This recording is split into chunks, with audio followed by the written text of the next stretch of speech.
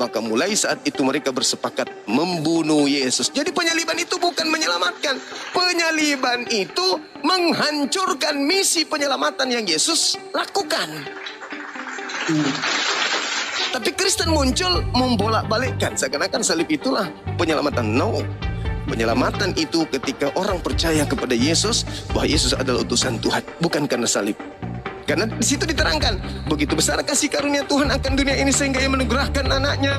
Barang siapa yang percaya kepadanya, tidak binasa, melainkan memperoleh hidup yang kekal. Berarti percaya Yesus, bukan percaya kepada salib.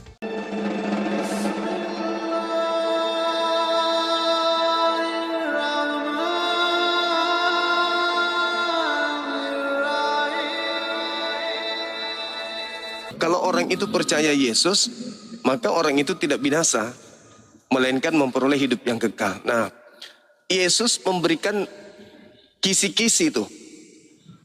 Siapa sih mereka yang percaya kepada aku ini, kan gitu. Di dalam Yohanes 14:12, aku berkata kepadamu, barang siapa yang percaya kepadaku, maka dia juga akan melakukan pekerjaan yang aku lakukan. Kan gitu. Nah, kalau kita lihat dari aspek keagamaan, dari sudut pandang kami sebagai seorang Muslim, melihat perilaku-perilaku prosesi keagamaan yang dilakukan oleh saudara-saudara kami Kristen, itu tidak mencerminkan pekerjaan-pekerjaan Yesus, Bang. Itu dulu. Tidak mencerminkan pekerjaan Yesus. Ini pandangan kami, orang yang di luar Kristen, karena yang bisa menilai kita itu kan orang dari luar. Terlepas penilaian orang itu salah atau benar, ya nanti kita lihat bagaimana kemudian fakta di lapangan, kan gitu. Nah, yang kami lihat Yesus ini hidup sebagai seorang Yudaism. Dikatakan sebagai seorang Yudaism karena pekerjaan yang dia lakukan dalam hal beragama itu melakukan satu keyakinan, kepercayaan yang bertolak ukur kepada Taurat, ajaran Nabi Musa. Nah, sedangkan saudara Kristen kami bagaimana mau menjalankan Taurat, sedangkan ya Taurat sendiri sudah dibatalkan oleh Paulus dengan matinya Yesus di atas tiang salib. Yang pada intinya orang yang percaya Yesus adalah orang yang melakukan pekerjaan Yesus. Artinya Yesus tidak pernah ke gereja, Yesus tidak ibadah minggu, Yesus tidak pesta babi, Yesus tidak Natalan, Yesus bersunat dan seterusnya. Nah, dari sini kami menilai bahwa saudara-saudara kami Kristen itu tidak termasuk orang yang percaya kepada Yesus, karena masih melakukan pekerjaan-pekerjaan lain di luar dari apa yang Yesus pekerjakan. Padahal kisinya sudah disampaikan. Barang siapa, aku Yesus berkata kepadamu, barang siapa yang percaya kepadaku, dia akan melakukan pekerjaan yang aku kerjakan, bahkan pekerjaan yang lebih besar dari pekerjaan yang aku lakukan ini. Nah, kami belum menemukan itu di Kristen secara umum, tapi mungkin di antaranya, mungkin termasuk abang ini, mempraktikkan pekerjaan-pekerjaan Yesus. Seperti itu, Bang. Silakan. Ya, baik. Memang ini Pak, kalau di setahu saya ya, keselamatan itu murid Yesus sendiri pun ngomong, jika demikian sangat sulit sekali untuk diselamatkan itu. Ya, saya lupa ada peristiwa apa itu, muridnya tuh sampai komentar seperti itu. Ya memang karena Matius 19. Iya Pak. Melakukan segala perintah Bapa, menjual segala harta, berikan ke miskin, kepada si miskin. Nah itu kan sangat ini ya Pak, sangat sulit gitu ya. Artinya mengikut Yesus itu tidak mudah gitu. Nah saya sangat tidak setuju dengan pengajaran di dalam Kristen sendiri yang menyatakan bahwa ikut Yesus itu mempermudah segala sesuatunya. Yang lain untuk selamat harus melakukan ini. Kristen tidak. Kalau mau selamat ya mengaku aja dia Yesus, maka ditebus. Nah, itu kan menurut saya ajaran yang salah juga, Pak, gitu. Jadi mengikut Yesus itu barang siapa mengasihi aku, ia akan melakukan seluruh Pekerjaan, perintahku, bukan perintah ya, betul. melakukan seluruh perintahku juga, Pak. Nah, Iya, iya. itu kan sulit, Pak. Jadi itu berproses juga menurut saya ya, karena kalau orang berpandangan bahwa mengaku Yesus langsung auto surga, itu tentu sudah sangat salah gitu. Jadi hanya gara-gara Paulus ngomong mengaku Yesus, barang saya mengaku Yesus, itu konteksnya kan di Roma ya Pak ya. Di Roma itu pada waktu itu kalau mengakui Yesus sebagai kurios, dia dipanggil kurios. Sementara Roma itu takut pernah ada Alexander Agung yang dipanggil kurios juga. Takutnya Iya. dibantai juga kan Pak, gitu kan. Iya, betul.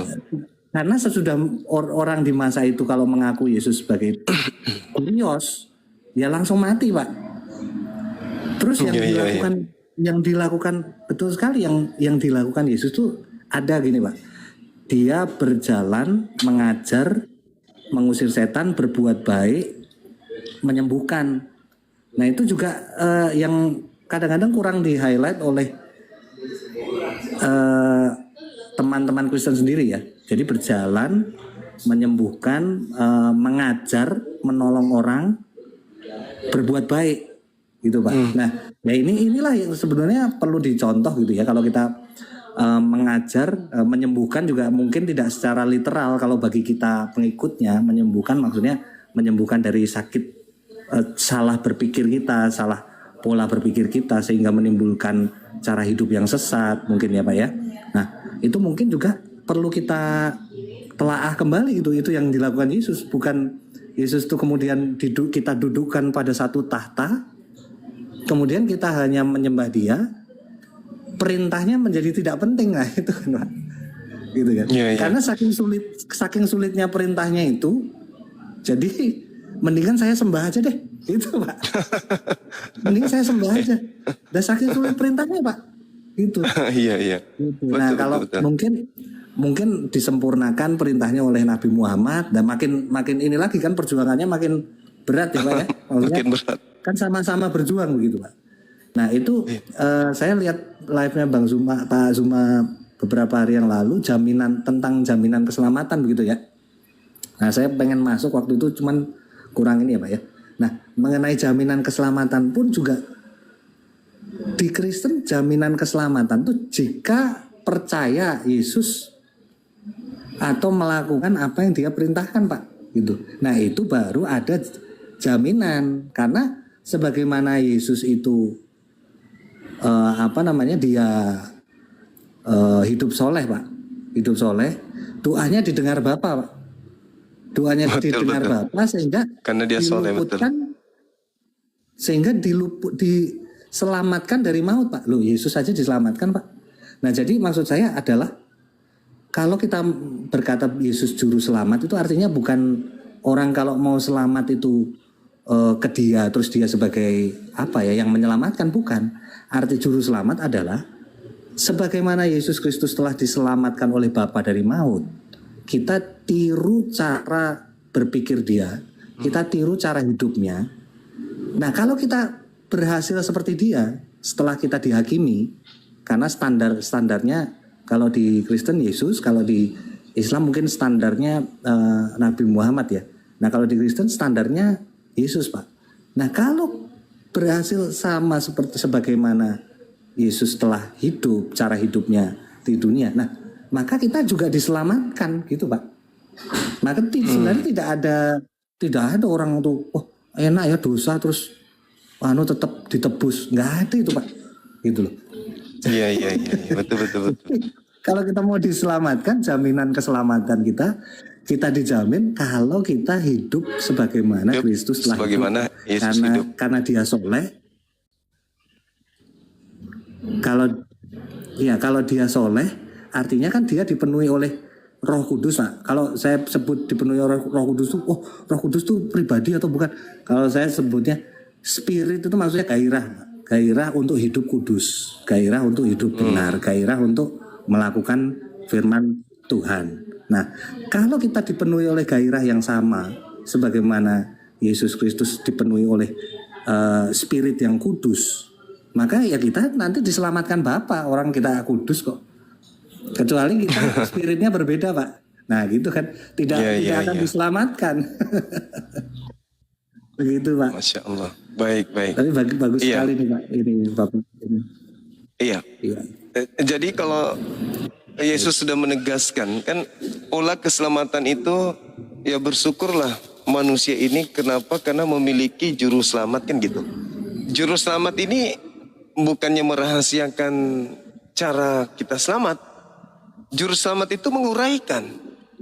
Gini loh caramu supaya kamu bisa selamat. Kan itu diuraikan tuh. Tetapi terkadang muncul ego dalam beragama. Ikut nenek moyang, tradisi nenek moyang. Itu yang lebih kuat. Sedangkan kita mengatakan kita mengikut Nabi Muhammad. Tapi perilaku keagamaan kita tidak mencerminkan bagaimana Nabi Muhammad itu hidup. Begitu juga saudara Kristen.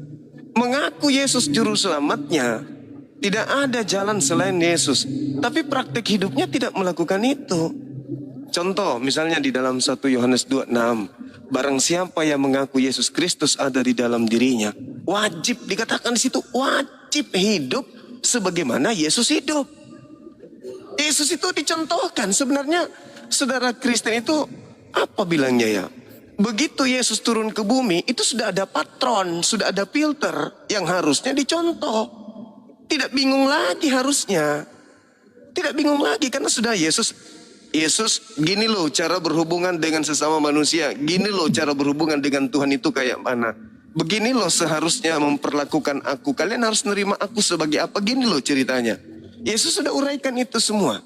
Dan hebatnya di Kristen itu bukan cuma punya satu kitab, Bang. Kristen itu banyak kitab, ada kitab kanonik, ada surah-surah Paulus yang mencerminkan kemudian bahwa kesempurnaan meniru Yesus dalam hidup itu sudah sempurna di Kristen. Makanya saya katakan percaya Yesus tidak binasa, betul. Tetapi cerminan percaya itu kudu wajib hidup sama seperti Yesus hidup.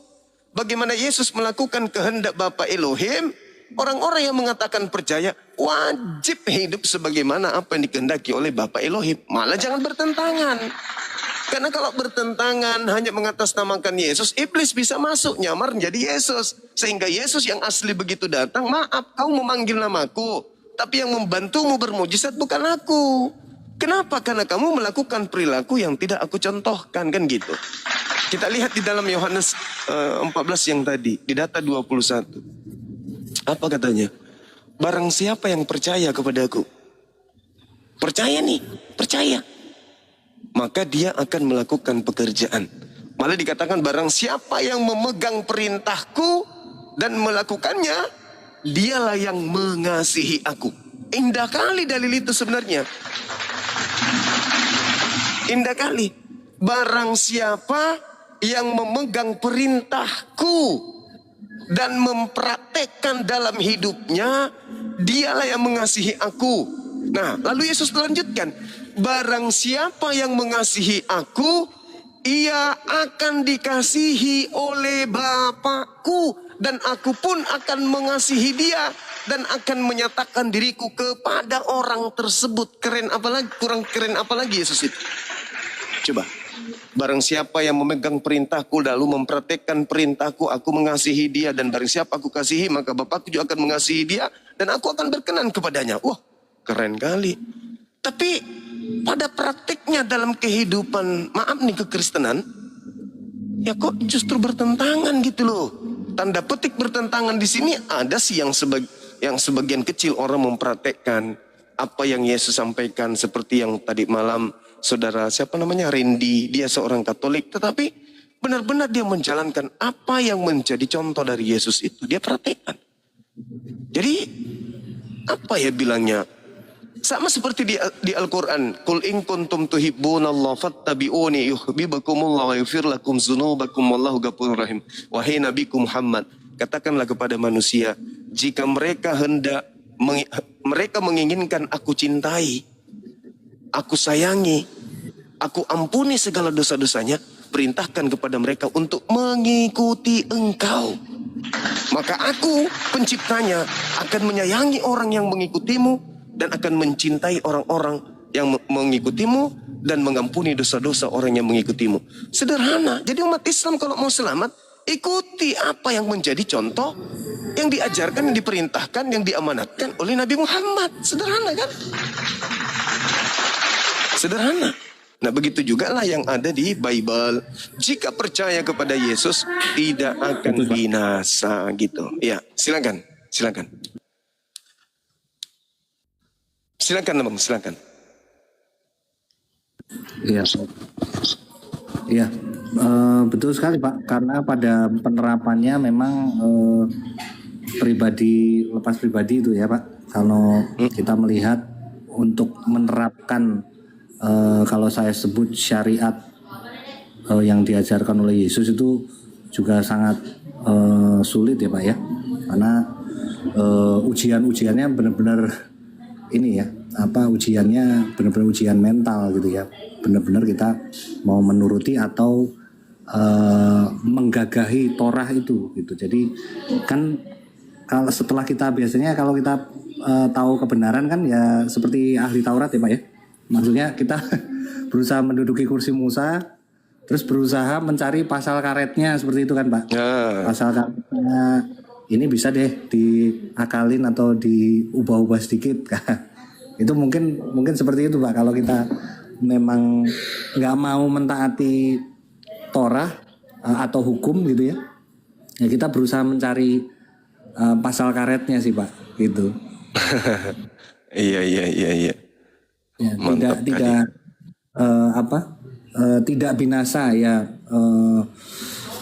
ya seperti yang pernah saya paparkan itu Pak mengenai penebusan, Yesus menebus itu ya seperti yang pernah saya utarakan, mungkin ya dengan mudahnya aja Pak, kalau mengampuni dosa atau mengampuni kesalahan itu ya hanya sekedar diampuni aja Pak, diampuni. Kalau Yesus mengampuni kesalahan orang yang membunuh orang yang membunuh dia di kala itu. Jadi istilahnya dia menebus dosa orang-orang Yahudi di kala itu. Dan itu ada frase karena mereka tidak tahu. Kalau mereka tahu, mereka tidak bisa diampuni Pak, karena mereka tidak tahu kebenaran gitu. Karena mereka kan mikirnya wah ini orang ini mengaku-ngaku dan atau menyetarakan diri dengan Allah, oke kita salib dia aja deh gitu. Atau memang mereka bersekongkol untuk membunuh Yesus, dihasut oleh orang-orang Romawi atau orang petinggi-petingginya Yahudi begitu kan. Nah, tapi sesimpel itu Pak, mengampuni kesalahan atau meniadakan suatu perkara itu sesimpel menghapus atau mengampuni kesalahan orang. Sebenarnya tidak perlu ada pentumpahan darah Pak. Kalau saya tanya di ruang akademisi saya gitu ke mahasiswa saya nanya gitu, lebih powerful mana darah Yesus dan perkataan Yesus ketika Yesus ngomong Bapa ampunilah mereka karena mereka tidak tahu apa mereka perbuat. Powerful mana? Nah, mereka jawabnya powerful darah Yesus. Nah, berarti Yesus kalau tidak ngomong Bapa ampunilah mereka, apa diampuni? Tidak akan diampuni. Iya. Tidak akan diampuni. Jadi sebenarnya tidak perlu ada pertumpahan darah untuk orang itu saling mengampuni, itu tidak perlu ada pertumpahan darah. Nah inilah kesalahan saya sebut saudara-saudara di agama Kristen pada umumnya adalah terlalu menjunjung tinggi darah ini Pak, gitu. Penumpahan darah ini sebagai penebusan begitu. Padahal penebusan, Yesus juga pernah mengampuni dosa, terus orang ngomong, loh kamu tuh kok mengampuni dosa? Ketika orang bawa tiker orang lumpuh itu Pak, bareng-bareng empatan gitu ya, orang lumpuh, oke dosamu diampuni. Loh kamu bukan Allah mengampuni dosa? Loh sesimpel itu maksudnya, kesalahannya diampuni gitu. Kita ngomong ke orang lain kesalahannya diampuni. Nah itu menjadi tidak lazim, seperti mengambil posisi Allah begitu, mengambil posisi Tuhan. Padahal itulah yang gaya hidup yang yang diajarkan oleh Yesus itu saling mengampuni dengan mudah, melupakan kesalahan. Jadi kesalahannya apa? Perkaranya apa? Kalau kita menyatakan perkara itu tidak ada, Ya tidak ada gitu. Dosa orang itu menjadi tidak ada. Dia bersalah kepada kita. Ya kita kalau mengampuni kesalahannya, ya sudah, perkaranya tidak ada. Dia tidak dihukum. Gitu kan Pak. Sesimpel itu sih. Kalau udah ngomong tentang darah yang tercurah harus ada salib segala macam, memang agak repot. Itu lebih ke arah doktrin ya. Tapi kalau saya mengambil ajaran Yesus ya tentang pengampunan, mengampuni orang yang memusuhi kita, berikan nyawa kepada orang yang kamu kasihi. Ya sudahlah, kamu pengen bunuh aku, ya udahlah. Kalau kamu puasin aja deh. Aku kasih nyawaku. Gitu aja. Gitu. Iya. Iya. Jadi kalau kita lihat tragedi penyaliban, kita ambil misalnya dari sudut pandang tujuan Bapa Elohim mengutus Yesus dalam Yohanes 3:16, begitu besar kasih karunia Tuhan Elohim akan dunia ini sehingga dia menganugerahkan anaknya Yesus. Barang siapa yang percaya kepada anaknya tidak binasa, melainkan memperoleh hidup yang kekal. Nah, kalau kita telusuri di Yohanes 11 nomor 45, banyak orang yang datang melawat Maria dan menyaksikan segala sesuatu yang dilakukan oleh Yesus dan percaya kepada Yesus. Hal ini kemudian ketika Yesus melakukan banyak tanda, mujizat, kekuatan, orang banyak percaya kepadanya. Nah, menurut Yohanes 3:16, orang yang percaya kepada Yesus dengan mujizat-mujizatnya bahwa beliau ini adalah Mesias utusan Elohim, orang itu sudah memperoleh hidup kekal dan tidak binasa. Karena sudah percaya. Karena memang misi Bapa Elohim mengutus anaknya yaitu supaya orang makin banyak percaya kepada anaknya, semakin banyak orang yang selamat. Nah, pada saat misi kedatangannya sedang puncak-puncaknya dilakukan oleh Yesus, tiba-tiba hal itu harus di-cut oleh orang-orang Yahudi, orang Farisi, mahkamah agama dengan mencoba untuk melenyapkan Yesus. Sampai dikatakan di dalam Yohanes 11 tadi 48, ini semakin banyak orang percaya kepada Yesus, ini bahaya ini. Kalau kita biarkan orang makin banyak percaya kepada Yesus, maka orang Roma akan datang merampas tempat suci kita dan bangsa kita. Maka mereka rapat, apa yang harus kita lakukan? Oh, nggak bisa, Yesus harus kita bunuh. Maka mulai hari itu mereka sepakat membunuh Yesus. Artinya upaya, rencana, strategi untuk membunuh Yesus adalah cara orang-orang kafir, penolak Yesus untuk menghentikan misi penyelamatan yang Yesus lakukan. Jadi saya memiliki kesimpulan bahwa ketika Tuhan mengatakan begitu besar kasih karunia-Nya, mengutus hambanya, anaknya, siapa yang percaya kepada anaknya tidak binasa, melainkan memperoleh hidup yang kekal. Andai saja nih, ini saya mengandai-andai, andai saja Bang Suma hidup sesama Yesus, maka Bang Suma akan menghalau dengan sekuat tenaga orang-orang yang ingin membunuh Yesus. Saya akan mengatakan, jangan kau bunuh, biarkan dia melakukan penginjilan misi penyelamatan. Jangan dibunuh. Karena dia datang memang untuk dipercayai. Maka saya akan menghalau orang-orang yang ingin membunuhnya. Biarkan Yesus merasa nyaman, biarkan Yesus merasa tentram, untuk tidak merasa terancam di dalam misi penyelamatan manusia. Karena dia harus menyelamatkan manusia dengan apa? Dengan manusia percaya dirinya adalah Mesias, bukan tumbal.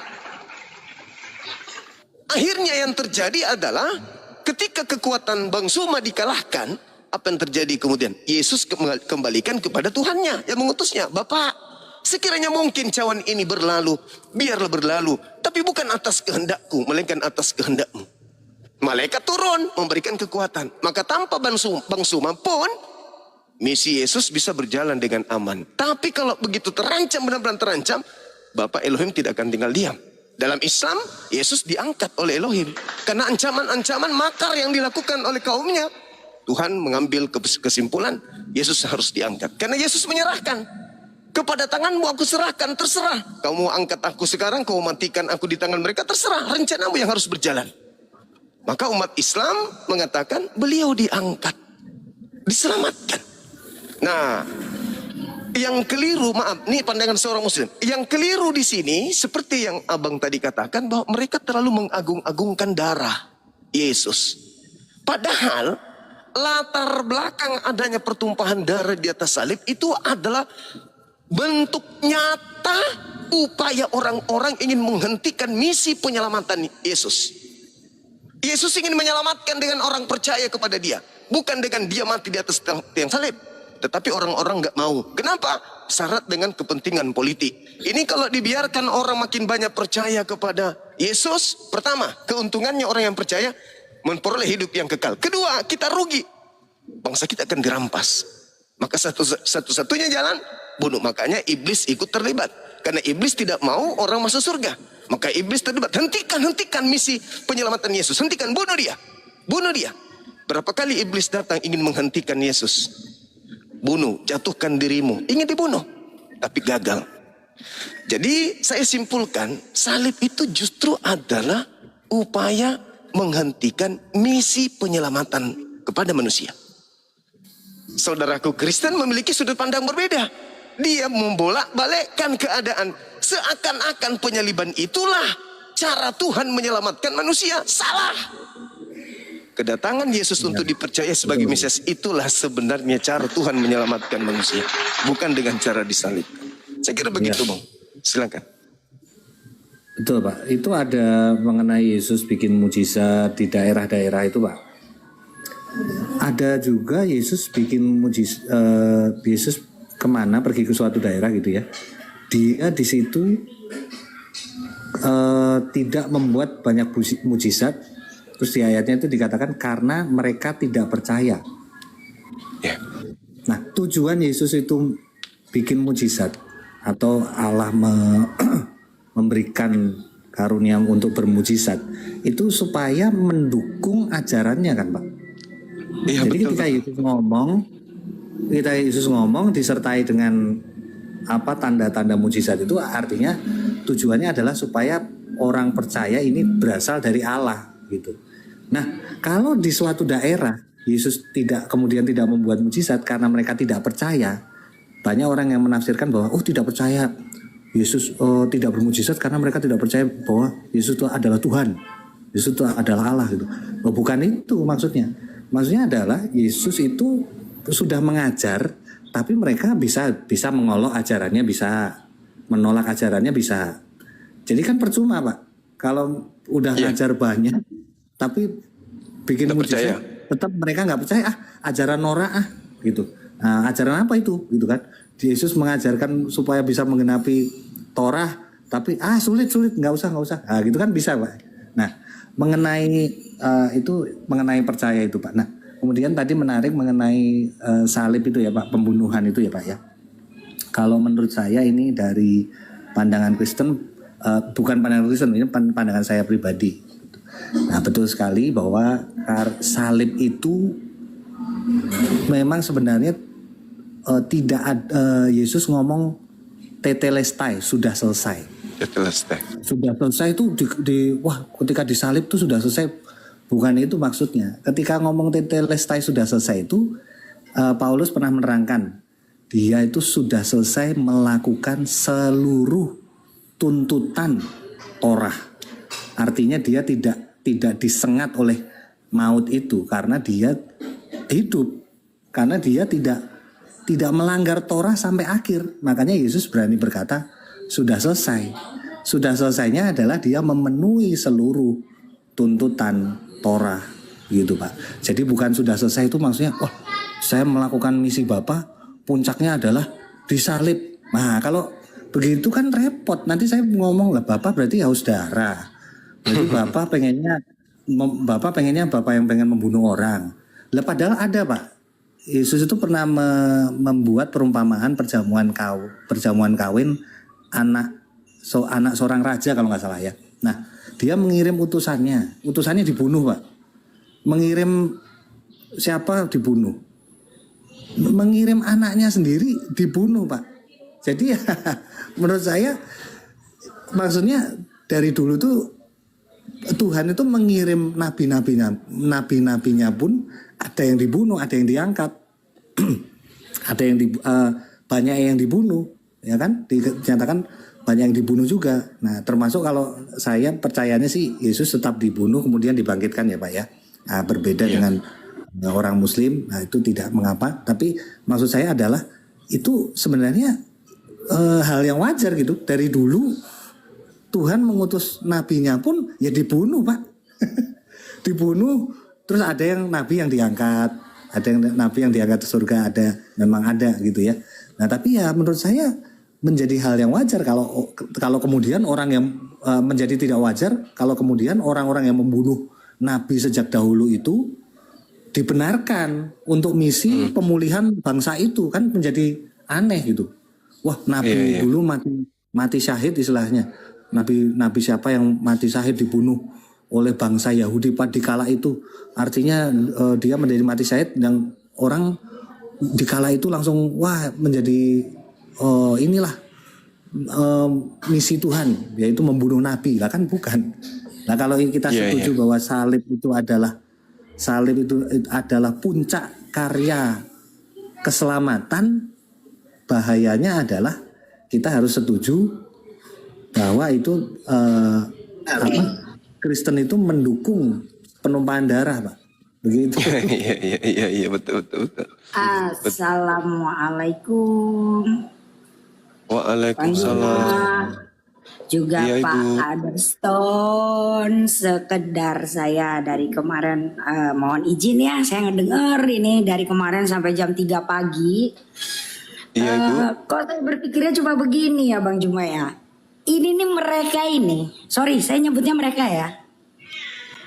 Mereka ini hanya menyalahartikan bahasa Ibrani dulu sebetulnya. Dalam artian begini, ketika peristiwa penyalipan itu terjadi, kita sudah tahu di Injil Barnabas disebutkan apa yang diteriakan oleh Isa alaihissalam saat itu. Dan di agama kita pun dalam Al-Quran, kalam Allah, itu kedudukan Nabi Isa itu selalu diistimewakan. Jadi di sini kita hanya berdiskusi tentang ayat dan firman sebetulnya. Tapi mereka menyalahartikan dengan keimanan yang keblinger kalau buat saya. Keimanan yang keblinger seperti kalimat antara umatku dan anakku. Betul. Nabi Isa itu lahir dari keturunan langsung dari Ismail turun ke Daud semua. Dan Rasulullah lahir di zamannya dari kaum Jahiliyah Quraisy saat itu. Hanya perbedaan zaman dan bahasa. Tapi mereka menganulir itu seakan-akan seperti yang disampaikan tadi, bahwa darah daripada Yesus bisa menjaminkan kehidupan kekal. Kehidupan kekal pun dijaminkan oleh Allah sebetulnya untuk semua umatnya. Momot menurunkan ibu tadi. Saya pun tidak kenal ibunya dari mana, Islam atau dari mana. Tapi kelihatannya Islam sih, cuman kenapa nggak pakai hijab ya depan umum ya? Berbicara agama, tetapi kalau Muslim udah pakai hijab itu nggak cocok. Itu sama halnya apa ya? Enggak deh, enggak masuk deh kurasa, nggak masuk. Oke Bang, mungkin ada lagi yang ingin disampaikan sebelum saya naikkan sahabat kita yang non-muslim lainnya. Silakan. Terima kasih untuk diskusinya Pak Zuma. Sama-sama Bang. Lagi. Baik. Sehat terus Bang. Sehat terus. Sehat Pak. Ya. Makasih ya. Masya Allah, luar biasa. Ya ini teman-teman kita non-muslim, kalau diskusinya kayak abang tadi itu mantap kali. Damai kita berdiskusinya. Terus mohon maaf nih kepada saudara-saudara kami muslim, muslimah, kalau mau naik di Komal, ditonton ribuan manusia gitu ya, punya ilmu, punya talenta, punya basic yang ya bisa diandalin. Tolonglah gunakan gimana ya, adab sebagai seorang wanita muslimah itu pakai hijab lah. Bicara agama kok gimana dong? Sama halnya kita mengatakan orang, kenapa kamu nggak pakai hijab? Pakai mukena, pakai jilbab, tapi di bawah ndak pakai celana. Merendahkan Islam, bukan mengangkat Islam, tapi merendahkan Islam itu namanya. Halo, selamat siang. Halo. Ya, selamat siang Oke. Bang Juma. Siang, selamat siang. Ketemu lagi kita. Oh iya ya, kita pernah ketemu berarti ya Bang Juma ya. Udah pernah. Oh iya, wah menarik sekali ya. Saya tertarik. Akhir-akhir ini saya melihat apa eh apa ya, eskalasi dari diskusi Bang Juma itu makin menarik dan kelihatan memang dialogis, bukan monopoli gitu. Nah, makanya saya memberanikan diri dengan segala keterbatasan saya. Benar dong. Iya, silakan. Kalau masih kayak kemarin-kemarin cuman memonopoli dan tidak terima argumen, ya saya kira gak perlu gitu loh. Tapi ya saya tertarik kembali untuk bisa dialog dengan Bang Zuma. Saya kira menarik gitu. Itu makin baik saya kira. Karena perdiskusian itu perlu saya kira. Itu sih Iya. program saya dari awal Bang Zuma. Baik. Di Islam pun dikatakan demikian. Berdebatlah dengan cara yang baik. Betul. Jadi Sama di Kristen juga. ada perintah. Siap. Betul. Nah, ini saya coba untuk mengangkat tema percaya Yesus tidak binasa kan gitu. Karena di kami Islam nih, ketika berbicara tentang percaya, yakin, itu kan berarti iman. Betul. Beriman kepada para nabi itu adalah hal mutlak dalam Islam. Nah, beriman kepada nabi berarti memperoleh hidup kekal. Betul. Nah, di sisi yang lain, saudara kami Kristen juga percaya Yesus itu tidak binasa. Yohanes 3 nomor 16. Nah, cuman yang ingin saya dipahamkan di sini, itu percaya Yesus seperti apa gitu. Percaya apanya Yesus ini yang harus dipercayai untuk memperoleh hidup kekal. Silakan. Oke, baik. Mungkin sebelum menjawab itu, saya kira mohon maaf, ini bukan curhat tentunya.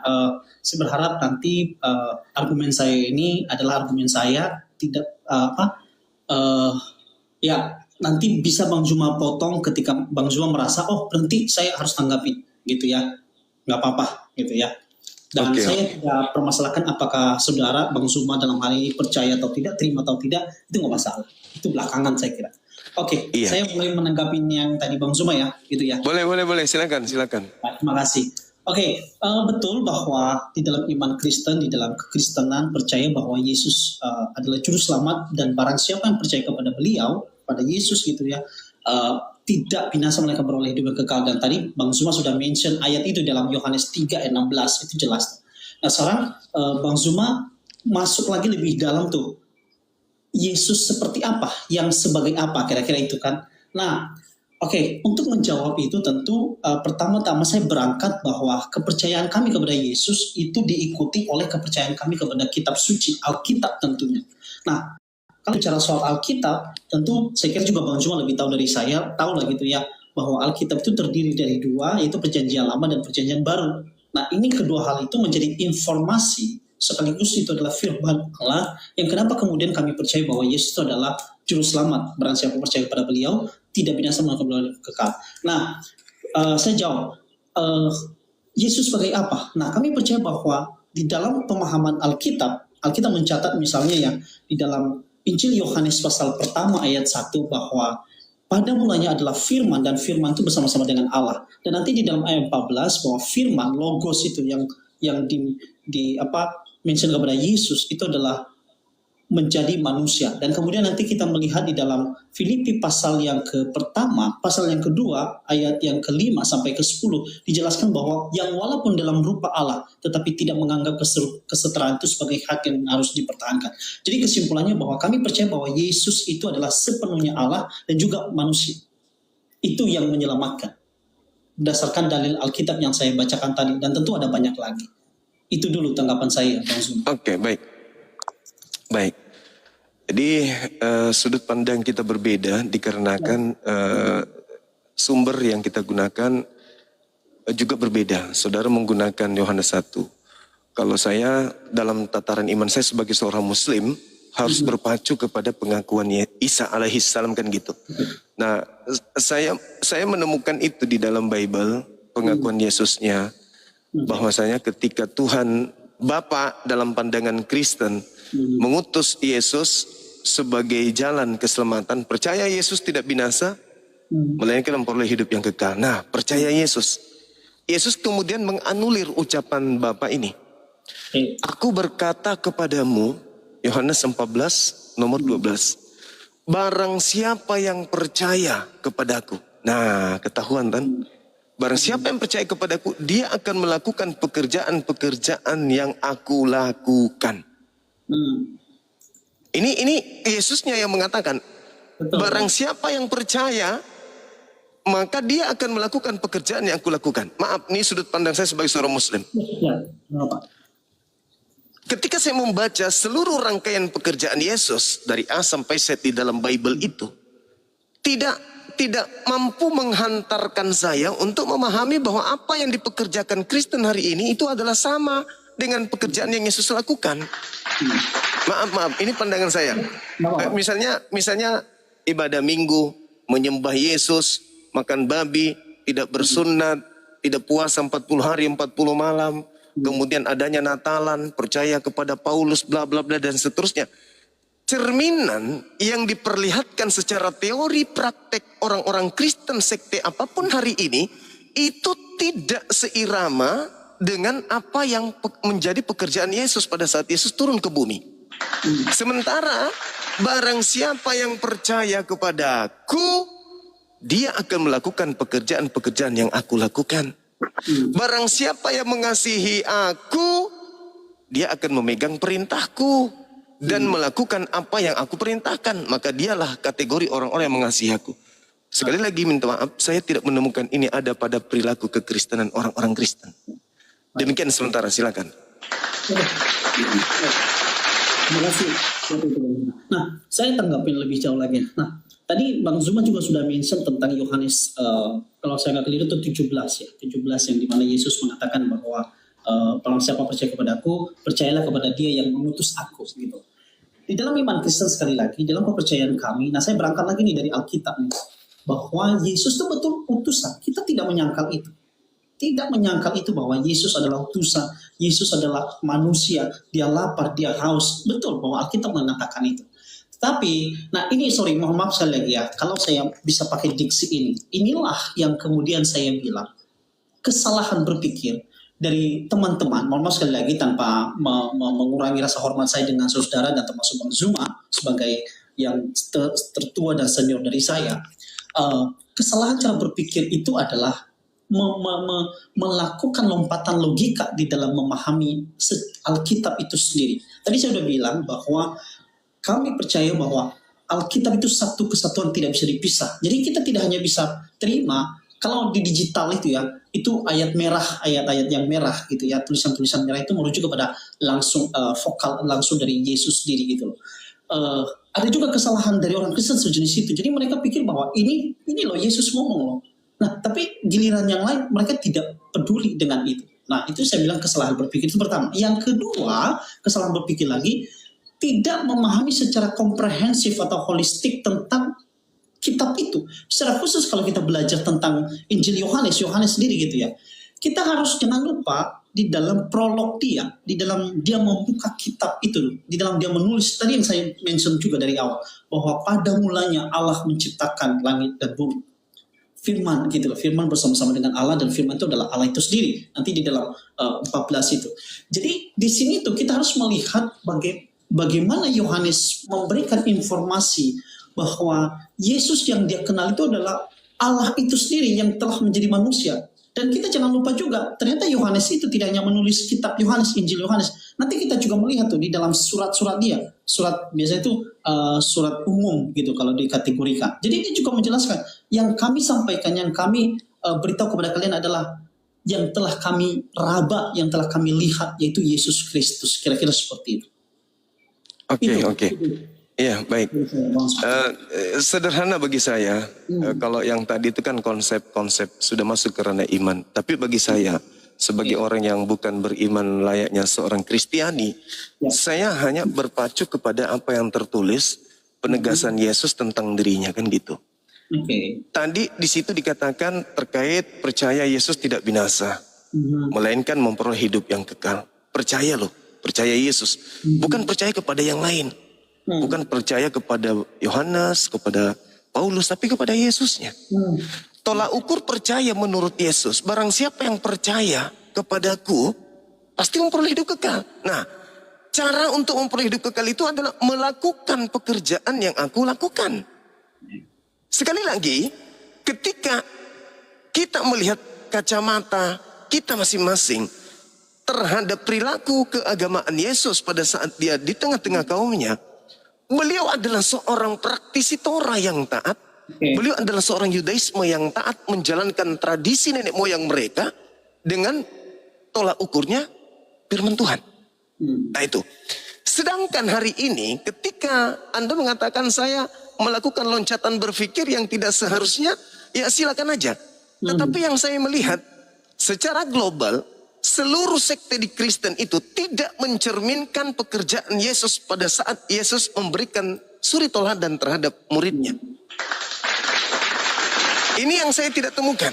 Jadi ada kekosongan ketika kerangka berpikir ini kita urai, ada kekosongan di kerangka itu di mana perilaku pekerjaan yang dilakukan oleh saudara kami Kristen tidak mencerminkan apa yang kata Yesus. Aku berkata kepadamu, sesungguhnya barang siapa yang percaya kepadaku, dia akan melakukan pekerjaan yang aku lakukan. Barang siapa memegang perintahku dan melakukannya, maka dia telah mengasihi aku. Sederhana, sangat sederhana. Tetapi yang dipraktikkan oleh saudaraku Kristen bukan cerminan dari pekerjaan-pekerjaan yang Yesus praktekkan.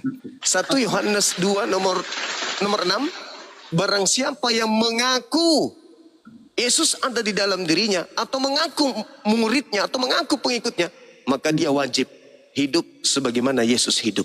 Yudaism. Oke, silakan. Nah, inilah sekali lagi saya pakai diksi saya ya. Saya kira ketika saudara secara khusus Bang Zuma dalam hal ini ya, memahami tentang ayat yang mengatakan secara eksplisit bahwa barang siapa percaya kepadaku, dia harus mengikuti pekerjaanku.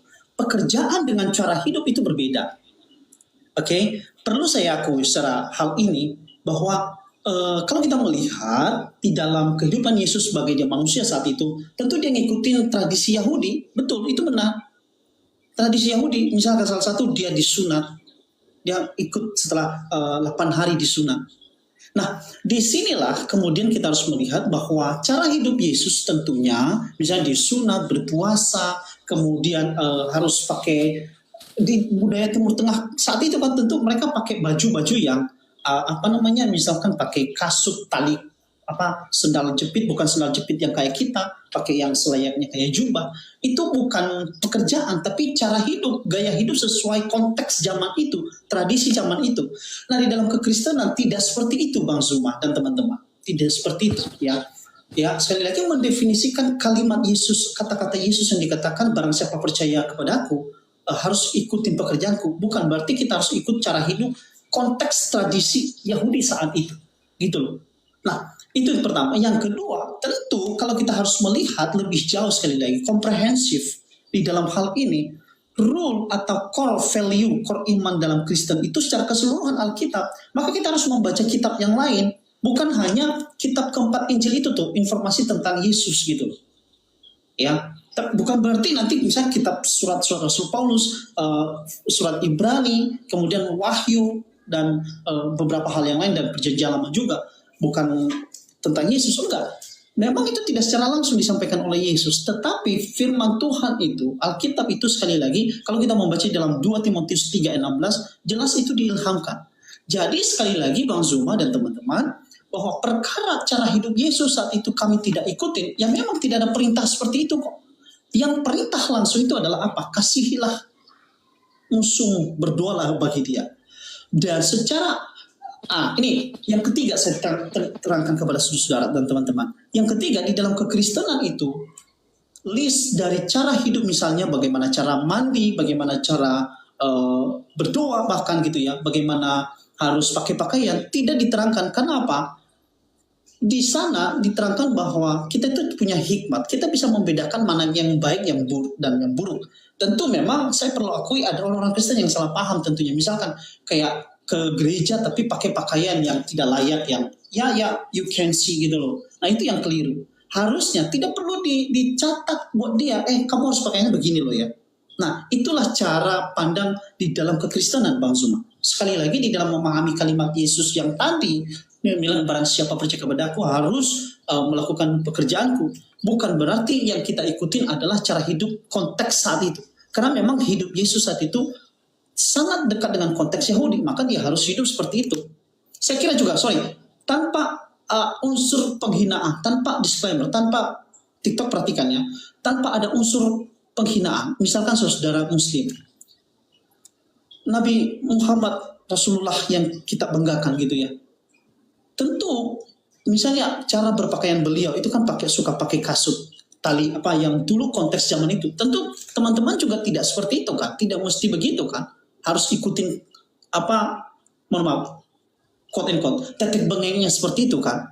Enggak kan, tapi yang kita lihat itu adalah secara keseluruhan yang memang relatable dengan kita. Bukan berarti kita mengesampingkan hal-hal yang lain. Itu yang saya maksudkan Bang Suma dan teman-teman.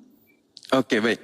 Oke. Kalau dari sudut pandang umat Islam terhadap baginda Rasulullah Muhammad SAW itu ada dua hukum. Sorry. Yang By the way, saya tidak ada niat untuk menyinggung ke situ ya. Saya kuat. Iya. By the way, Nggak apa-apa. Aman. Ini diskusi nggak apa-apa. Aman, Jadi kepada Nabi Muhammad ada yang wajib, ada yang sunnah. Ya. Jadi yang wajib itu yang harus diakui bahwa kami mutlak harus mengikuti yang wajib. Tapi yang sunnah mengikuti boleh, tidak mengikuti tidak apa-apa. Ya. Nah, itu yang pertama. Kemudian ketika saudara saya ini mengartikan bahwa bukan berarti seperti itu dan seperti ini, itu saya kembalikan kepada pribadi masing-masing. Saya hanya memandang dari sudut pandang saya menilai data. Oke. Sama seperti ketika Yesus mengatakan dunia harus tahu, Yohanes 14 nomor 31. Dunia harus tahu bahwa aku senantiasa bahwa aku melakukan seperti apa yang diperintahkan Bapa kepadaku. Itu Yesus.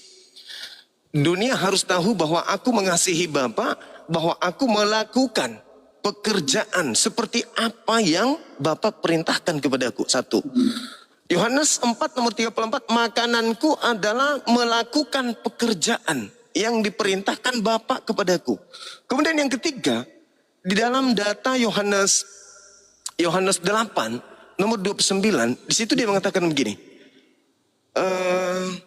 Aku senantiasa mengasihi Bapa sebab Bapa menyertai aku senantiasa disebabkan karena aku senantiasa melakukan segala sesuatu yang berkenan kepadanya. Nah, kemudian Matius 19 murid bertanya kepada beliau, Yesus, apa yang kami harus lakukan supaya kami memperoleh hidup kekal?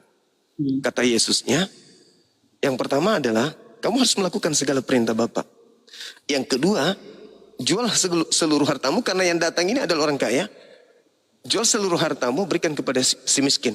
Kalau kedua-duanya ini sudah kamu lakukan, barulah kamu jadi pengikutku. Ikutlah aku.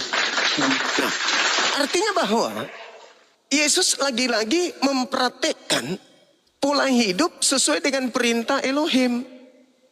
Jadi tidak ada cerminan bagaimana kita mendudukkan apa yang Yesus ajarkan, percaya kepadanya, hidup ala Kristen itu nggak ada. Tetapi Yesus ketika dipercayai, Yesus ketika dikasihi, maka orang itu akan tampil seperti seorang Yudaism, bukan seperti orang Kristen. Nah, oleh karena itulah saya mengatakan, percaya Yesus tidak binasa, artinya ketika percaya melakukan pekerjaan yang Yesus kerjakan, maka ketika mempraktekkan pekerjaan yang Yesus kerjakan, tidak menjadikan orang itu menjadi Kristiani, tetapi menjadikan orang itu menjadi seorang Yudaism. Ya, itu yang tertulis, Tapi kalau saudara mengatakan tidak harus begini, ya itu kembali ke pribadi masing-masing. Silakan. Setuju. Oke, saya bisa tanggapin soal itu. Iya, silakan. Oke, baik. Yang Bang Zuma kasih tahu simpulkan pada akhirnya bahwa ketika mereka percaya Yesus harusnya hidup layaknya Judaism, betul ya? Itu kan kesimpulan Bang Zuma. Nah, saya kira, saya pakai di sini lagi. Saya kira inilah kemudian lagi adalah kekeliruan dalam berpikir. Sebab Judaism dengan kekristenan itu beda, jelas. Cara hidup Yesus saat itu memang Judaism, benar. Karena dia dalam konteks Yahudi saat itu. Gitu loh. Bagaimana dia cara berdoa, bagaimana dia cara makan tentu. Nah, inilah yang saya bilang tadi bahwa kita harus melihat secara keseluruhan gitu loh. Ada kitab-kitab yang lain yang menjelaskan gitu bahwa kita itu tidak hidup lagi seperti Judaism. Judaism itu kan masih hidup di dalam hukum Taurat, di bawah aturan hukum Taurat. Nah, sedangkan kekristenan tidak seperti itu. Kita hidup di bawah kasih karunia Allah, gitu. Tetapi bukan berarti kita hidup di bawah kasih karunia Allah, hidup sebebas-bebasnya, enggak kok. Karena nanti kalau kita baca dalam surat Rasul Paulus kepada jemaat Efesus pasal yang kelima ayat yang ke-13, bahwa jangan menyalahgunakan kemerdekaan kamu untuk berbuat dosa. Atau misalnya kita baca dalam Roma pasal 6 ayat yang ke-pertama dan juga ayat 15. Ketika orang-orang bertanya, lah kalau begitu, kalau kita sudah di bawah kasih karunia Yesus, lalu kita bisa bebas dong melakukan segala hal. Tidak. Paulus katakan tidak. Sekali-sekali tidak demikian. Justru kita harus hidup untuk menghasilkan buah untuk kemuliaan Tuhan. Yang kemudian di dalam Efesus pasal yang kedua ayat 10, bahwa kita Allah semula didesain demikian untuk melakukan pekerjaan baik untuk Tuhan tentunya. Nah, jadi sekali lagi kalau saudara bilang bahwa itu ada pikir yang luar biasa. Ya, jadi dasar-dasar dari kehidupan Kristiani hari ini apa? Misalnya kayak ibadah, itu udah jelas bahwa firman Tuhan juga mengatakan bahwa janganlah menjauhkan diri dari pertemuan-pertemuan ibadah seperti yang biasa dilakukan orang-orang saat itu. Gitu. Iya. Oke, silakan. Iya. Yesus mengatakan begini di dalam Yohanes 7:49. Oke. Orang banyak ini yang tidak mengenal, tidak mengetahui, tidak mempraktekkan kemudian Taurat, terkutuklah dia.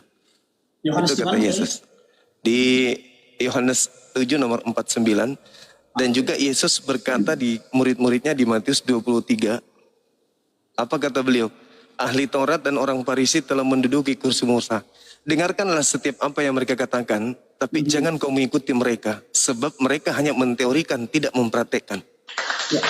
Berarti Yesus membimbing murid-muridnya untuk mempraktikkan Taurat. Jadi kalau saudara mengatakan tadi Yesus hidup ala Yudaism karena pada saat itu memang dia dekat sebagai seorang Yudaism, bukan di situ intinya. Intinya adalah ketika kita nonton film, pelakunya Yesus di sana. Sebagai orang yang menikmati film, sebagai aktor, Yesus sudah mempraktikkan Kristen atau Yudaisme. Yesus mempraktikkan Yudaisme. Berarti kalau percaya kepadanya, maka harus hidup ala Yudaisme. Karena Yesus mempraktikkan itu. Bukan hidup ala Kristen, itu maksud saya. Karena Yesus mengatakan, barang siapa yang percaya kepadaku, dia akan melakukan pekerjaan. Apa pekerjaanku? Sabar, tidak makan babi, bersunat, dan itu pekerjaan-pekerjaanku. Kalau percaya, lakukan itu. Kalau tidak percaya, tapi menentang itu ya berarti Anda tidak memperoleh hidup kekal. Yang memperoleh hidup kekal, yang percaya mempraktekkan apa yang aku kerjakan. Tetapi yang mengklaim dirinya juga mengikuti pekerjaanku, tetapi tidak melakukan, percaya kepada aku tapi tidak melakukan apa yang aku pekerjakan, maka itu masuk ke dalam Matius 15 nomor 9. Percuma mereka beribadah kepadaku, sedangkan pekerjaan yang mereka kerjakan adalah perintah manusia. Jadi percuma mengatakan ini untuk Yesus, ini kami adalah pengikut, tapi yang kita praktekkan bukan perintahnya. Percuma kata Yesus. Dan satu-satunya umat yang beribadah ke Yesus kan hanya Kristen. Berarti ucapan itu ditujukan kepada, ya mohon maaf, kepada Kristen. Karena kalau saudara saya mengatakan bahwa bukan seperti itu maksudnya, berarti Anda sedang ingin menjangkali Yesus. Karena Yesus mengatakan barang siapa percaya, dia melakukan apa yang aku kerjakan. Saya kira begitu. Silakan. Saya tanggapinya. Nah inilah sekali lagi mohon maaf. Saya dengan segala berat hati ya, kesalahan dalam berpikir sekali lagi Bang Suman, saya kira ya, bahwa ketika menafsir atau memahami ayat-ayat itu melepaskan dia dari konteksnya. Teks itu tidak bisa dipahami tanpa konteks. Jadi itu satu kesatuan yang tidak bisa dipisahkan. Tadi ada banyak ayat yang Bang Zuma mention tentang Yesus yang ngomong kepada orang Farisi. Dikatakan salah satu bahwa ikutilah apa yang mereka ajarkan, tapi jangan ikutin hidup mereka. Lalu kemudian tiba-tiba Bang Zuma menyimpulkan bahwa siapa yang percaya kepada Yesus? Ya orang Kristen. Jadi ya berarti itu kalimat itu kepada orang Kristen itu keliru sekali lagi. Nah saya perlu terangkan ya Bang Zuma ya. Di dalam Matius 23 itu jelas bahwa di sana itu Yesus sedang menegur orang-orang Farisi dan sekaligus memberitahu kepada audiens yang lain, kepada para murid dan pengikut yang lain bahwa lihat loh, itu ada orang Farisi loh yang merasa dirinya lebih hebat, lebih agamais, religius, bahkan berdoa di samping jalan teriak-teriak. Nanti kalau kita baca itu ya di dalam Matius pasal 6, diajarkan oleh Yesus, janganlah berdoa seperti mereka, sebab mereka itu munafik, orang-orang sombong, tetapi justru hidup mereka itu jauh dari Tuhan. Contoh, orang-orang Farisi itu jago menampilkan yang baik-baik, tapi tidak bisa mengikutinya gitu loh. Taurat itu mereka jago hafal, apalagi orang-orang Farisi. Di bagian mereka 630 mereka uraikan tuh hukum Taurat itu, mereka jago hafal, tapi tidak bisa menghidupinya. Salah satunya adalah apa? Tidak peduli dengan kehidupan janda, fakir, miskin. Terus ketika ada orang yang jatuh di lubang, mereka tidak mau tolong hanya karena itu adalah hari Sabat. Jadi jelas kalimat itu bukan ditujukan kepada mereka yang ikut Yesus, pengikut Yesus. Yang mau dimention Yesus adalah, yang mau ditegaskan Yesus bahwa jangan sampai lo ya, keagamaanmu itu adalah alat untuk kamu memperalat Tuhan seolah-olah supaya kamu lebih baik gitu. Padahal enggak, jauh. Nah kemudian percuma ibadahmu itu. Nah Yesus pernah menghadapi orang-orang Farisi bahwa ibaratnya kalian itu kayak kuburan gitu loh. Di dalamnya tulang belulang, hati kalian tuh jauh dari Tuhan sebenarnya. Bukan Tuhan yang kalian sembah sebenarnya, tapi kalian sedang menunjukkan siapa diri kalian supaya kalian dipuji. Kira-kira itu Bang Suma sekali lagi. Kalau kita mau bahas tentang ayat-ayat tadi ya, yang Bang Suma mention. Oke, baik. Di dalam Yohanes 10 nomor 27, aku mengenal muridku, aku mengenal pengikutku, pengikutku mendengarkan suara aku. Ya. Jadi kalau berbicara mengenai suara Yesus, berarti perintah-perintah Yesus kan gitu. Betul. Dan mengikuti aku artinya apa yang Yesus perintahkan. Kan Yesus sudah mengatakan tuh dalam Yohanes 14 tadi. Kata Yesusnya, kalau kau percaya kepadaku, kau akan melakukan apa yang aku perintahkan. Jika kau mengasihi aku, kau akan melakukan apa yang aku perintahkan. Mengasihi aku loh. Ya. Nah kalau tidak melakukan apa yang aku perintahkan, berarti kau tidak mengasihi aku. Kalau kau tidak melakukan apa yang aku perintahkan, berarti kau bukan pengikut aku. Nah sekarang kalau saya melihat sudut pandang Kristen dalam beragama, tidak ada yang Yesus perintahkan, yang Kristen lakukan. Contoh, mingguan, Natalan, makan babi, tidak bersunat, nyembah Yesus. Itu tidak diperintahkan oleh Yesus.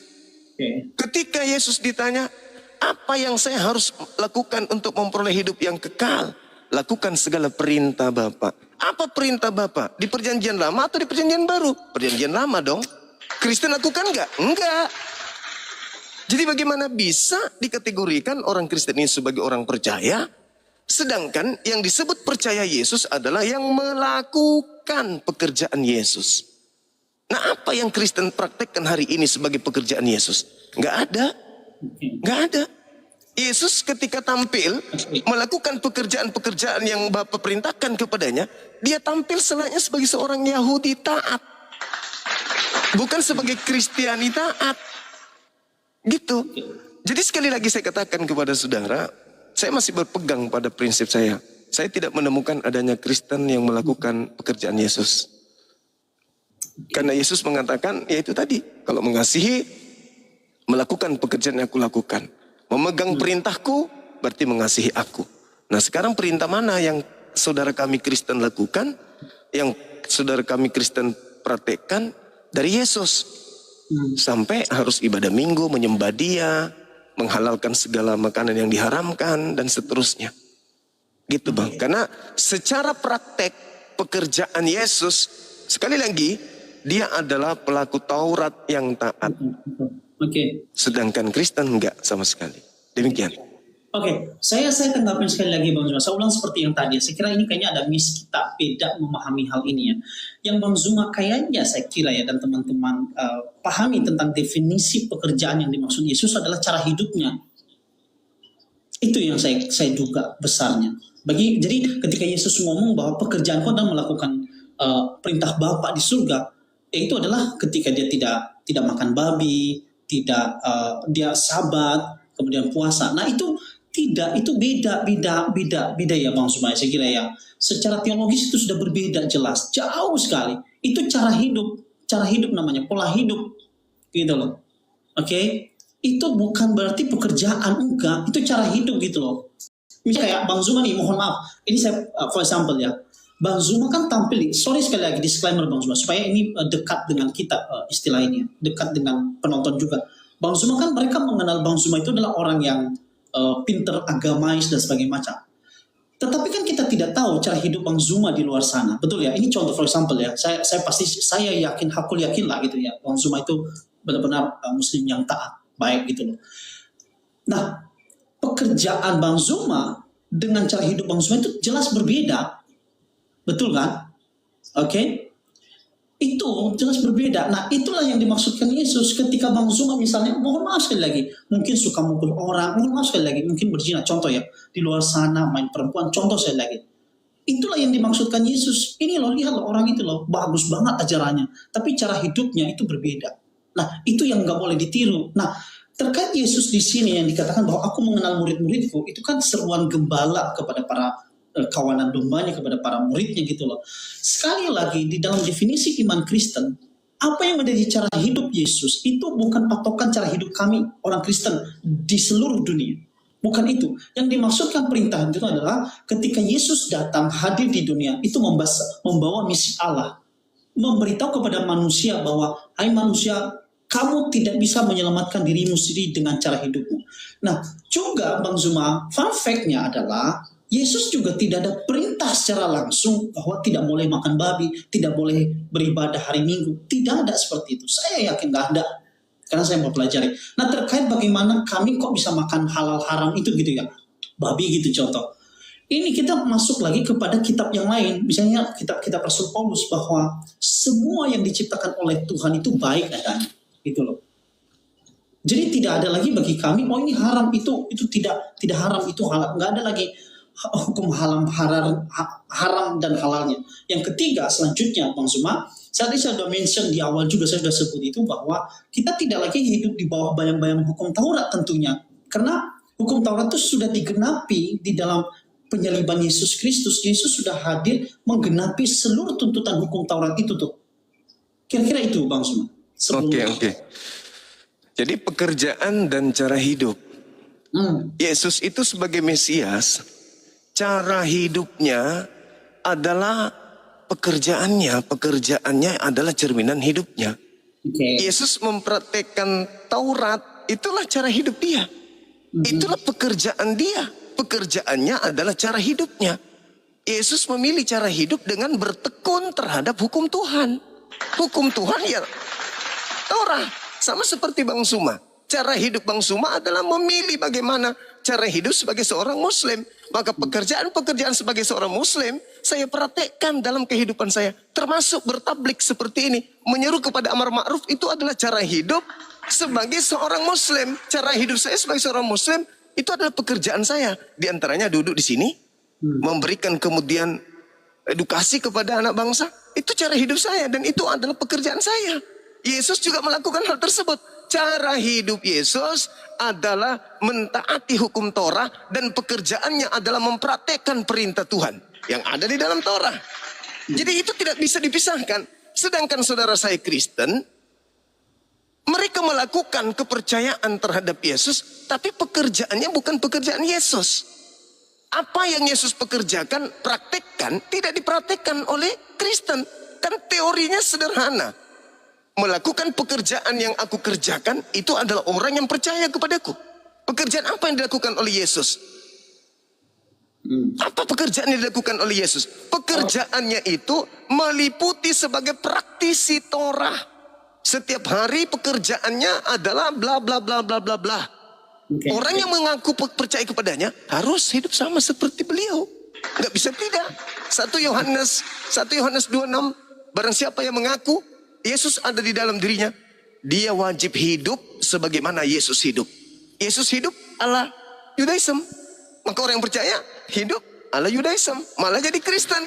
Jauh panggang dari api. Kemudian, saudara, ketika Anda menanggapi tadi tentang apa yang Yesus katakan dalam Matius 15 tadi itu. Nomor 9, percuma mereka beribadah sementara pekerjaan yang mereka lakukan adalah perintah manusia. Itu perkataan Yesus kepada ahli Taurat. Ahli Taurat beribadah kepada Elohim, tetapi praktek-praktek kehidupan mereka tidak berdasarkan Taurat. Makanya Yesus mengatakan jangan kau ikuti mereka. Nah, Kristen juga begitu. Beribadah kepada Yesus, tetapi pekerjaan yang mereka lakukan adalah pekerjaan manusia. Minggu bukan perintah Tuhan. Makan babi bukan perintah Tuhan. Tidak bersunat bukan perintah Tuhan. Natalan bukan perintah Tuhan. Menyembah Yesus bukan perintah Tuhan. Tidak ada yang dilakukan oleh Kristen adalah perintah Tuhan. Terkait yang Anda katakan bahwa Yesus mati di salib untuk menggenapi, ini keliru. Ini adalah penyakit yang sudah akut. Yesus itu ketika datang, dia mengatakan di dalam Matius 5:19, barang siapa yang meniadakan hukum Taurat, barang siapa yang meniadakan Taurat, meskipun yang paling terkecil, lalu mengajarkan kepada orang lain, maka dia akan menempati tempat terhina di dalam kerajaan langit. Muncul pertanyaan, apakah Paulus dan pengikutnya Kristen meniadakan hukum Taurat meskipun yang paling terkecil? Bukan meniadakan lagi yang paling terkecil, seluruhnya. Seluruhnya dihilangkan dengan alasan sudah digenapi. Ini fatal. Artinya Kristen sendiri mengaku bahwa mereka tidak meniadakan yang paling terkecil, tapi meniadakan seluruhnya. Karena sudah digenapi oleh Yesus. Nah, kata Yesus, barang siapa yang meniadakan, maka dia akan menempati tempat terhina dalam kerajaan langit alias neraka. Jadi bagaimana mungkin bisa memperoleh hidup kekal kalau seperti itu adanya? Silakan Bang. Oke, nggak masalah menurut saya, itu sah-sah saja cara berpikir seperti itu. Tetapi justru saya melihat di sinilah lompatan berpikir yang sangat jauh sekali ya.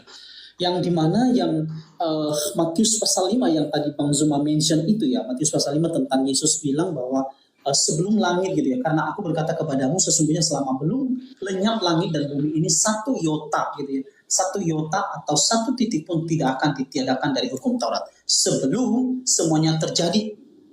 Nah, sebelum semuanya terjadi itu perhatikan loh yang dia maksudkan Yesus itu loh. Jadi yang dimaksudkan Yesus itu adalah tuntutan dari seluruh hukum Taurat itu. Jadi gini, saya kasih analogi ya, bahwa ini ada seorang anak nih, ada seorang anak terus disuruh melakukan satu, gak boleh ngerokok, 2, gak boleh berbohong, 3, tidak boleh mencuri dan sebagainya macam bla bla bla bla, banyak lah gitu. Di antara sampai 10 itu dia melakukan cuma 1.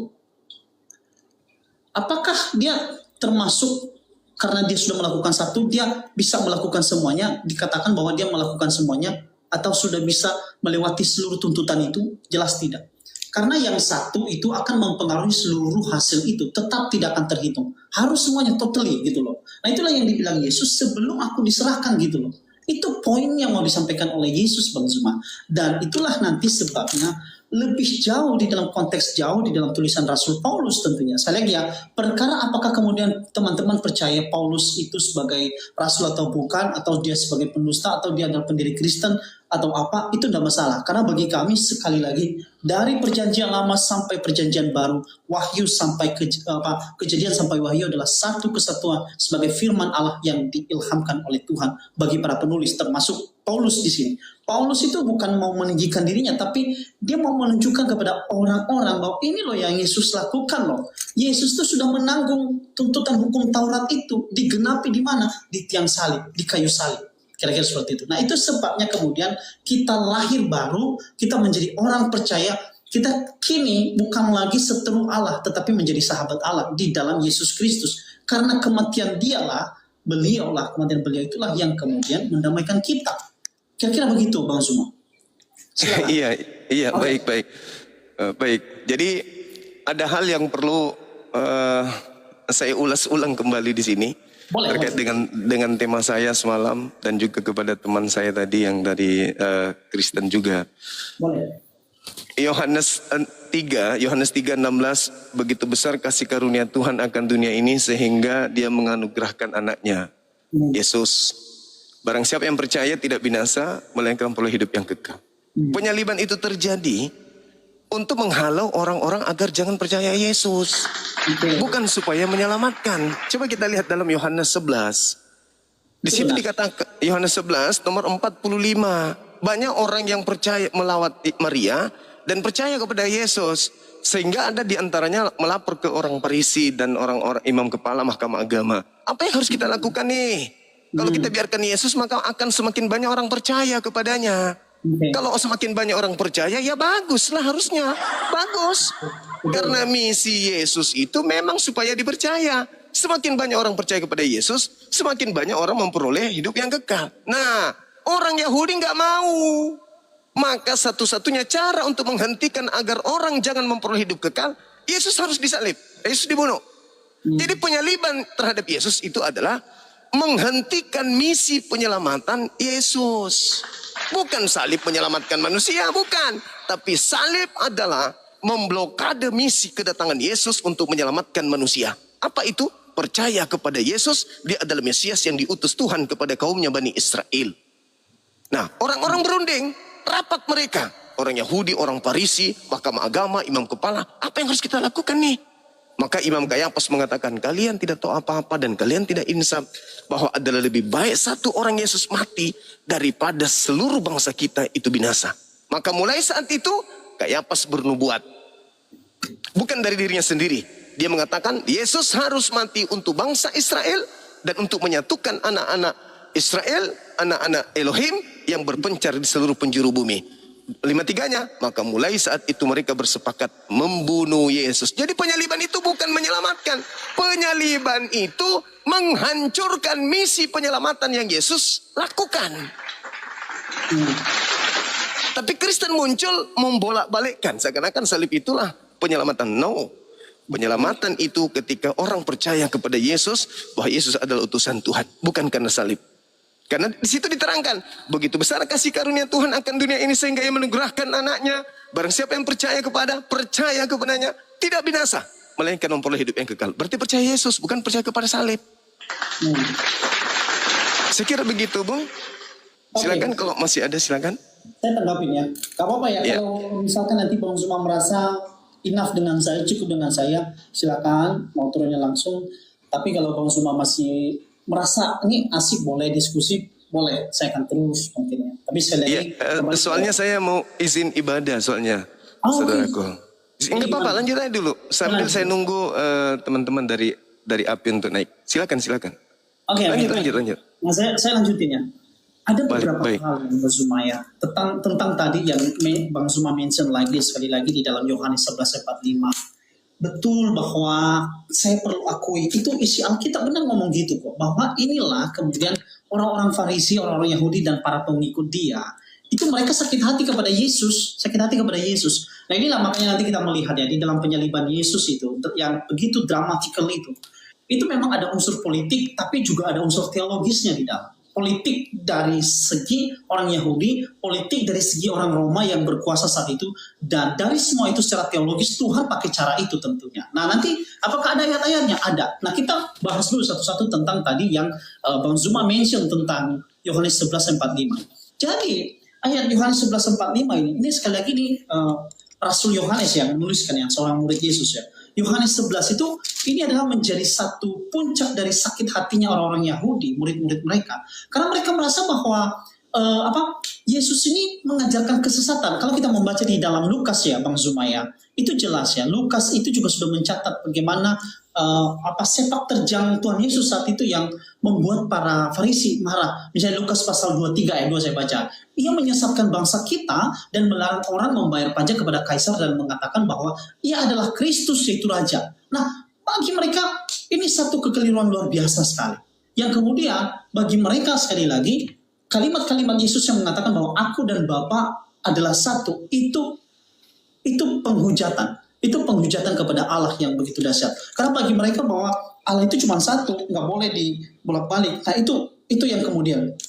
Jadi bukan satu kesepakatan untuk kemudian Yesus disalibkan supaya pengaruhnya makin meredup gitu. Itu pertama, secara politik dari orang-orang Yahudi karena mereka sakit hati kepada Yesus. Nah sekarang saya membawa kita kepada dasar teologis dalam penyaliban Tuhan Yesus. Salah satunya Bang Zuma, penyaliban Yesus itu adalah sebuah penggenapan dari nubuatan akan apa yang dilakukan Yesus. Misalnya, Yesaya pasal 53 ayat 5, saya baca di sana ya. Tetapi dia tertikam oleh karena pemberontakan kita. Jadi kita nih yang memberontak, kami yang percaya nih. Tetapi dia tertikam oleh karena pemberontakan kita. Dia diremukkan oleh karena kejahatan kita. Ganjaran yang mendatangkan keselamatan bagi kita ditimpakan kepadanya. Itu dalil di dalam perjanjian lama. Nah, sekarang kita melihat di dalam perjanjian baru tentunya. Nanti tidak lebih menarik daripada itu.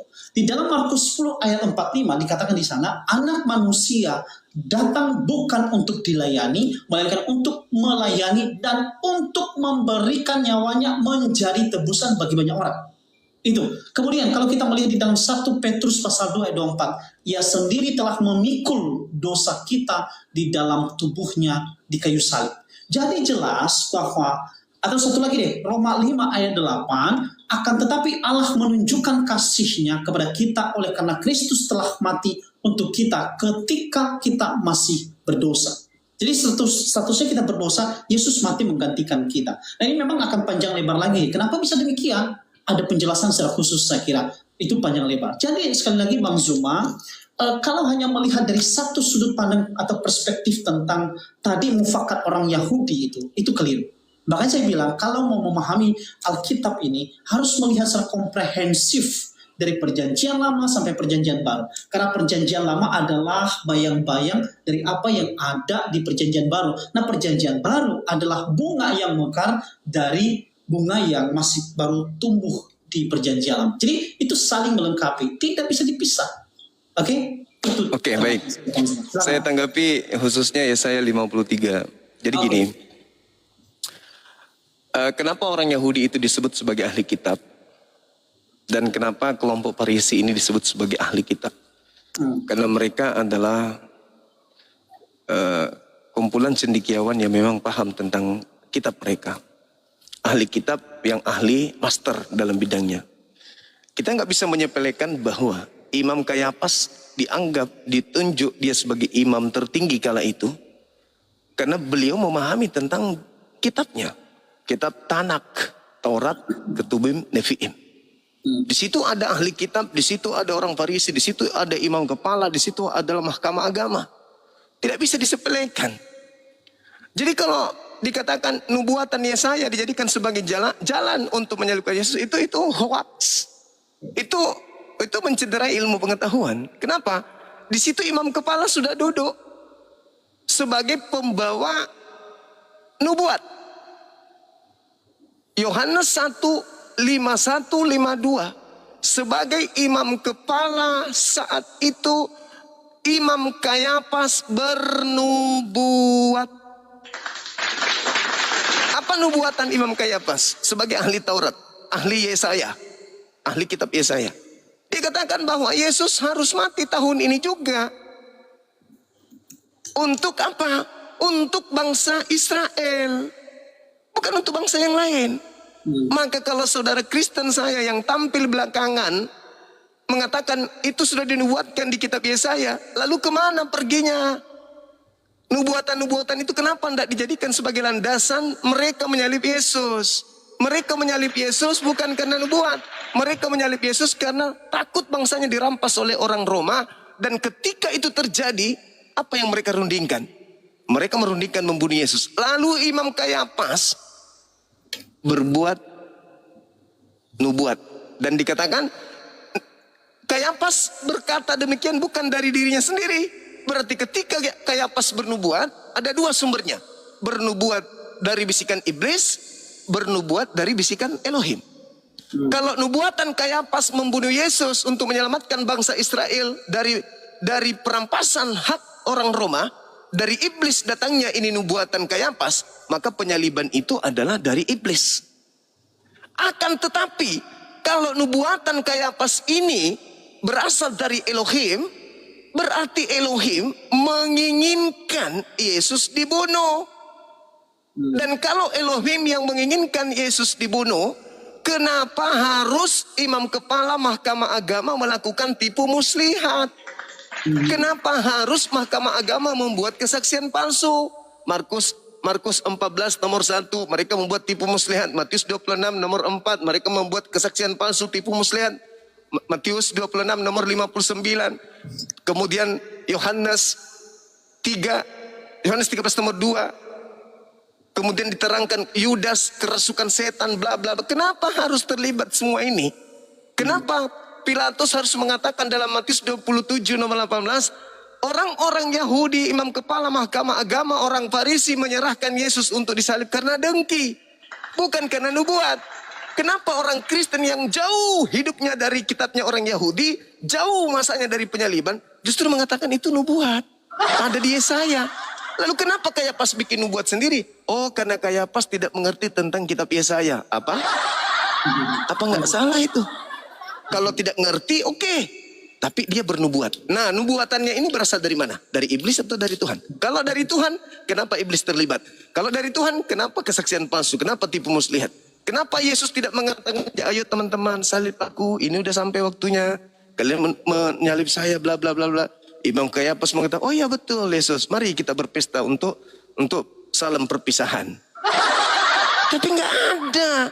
Penyaliban itu, sekali lagi saya katakan, ketika kita membaca Yohanes 11, nomor 45 sampai nomor 57, penyaliban terjadi tujuannya untuk menghentikan misi penyelamatan Yesus kepada kaum Bani Israel. Saya kira begitu sementara dari saya, saudara. Terima kasih sudah diskusi dengan baik. Di sini dilanjutkan untuk saudara Pandi Ahmad. Saya akan ibadah sebentar. Silakan. Saya kira juga ada yang disampaikan. Enggak, karena saya juga mau turun, udah lama juga. Baik. Terima kasih kepada Bang Zuma ya. Tetap semangat. Iya, sama-sama, Bung. Makasih ya. Iya, makasih. Yo. Oke. Dinda Pandi, minta tolong dulu di ini ya, Dek. Siap. Oke, kamu bukan moderator di sini rupanya ya? Moderator Kanda. Tetap moderator. Oh gitu. Ibadah dulu Kanda, ibadah. Siap. Kang Bang Dio kalau nggak sibuk, misalkan mau ke atas Bang Dio silakan. Udah moderator di sini aku Bang Zuma. Oh gitu. Iya udah moderator kok. Oke.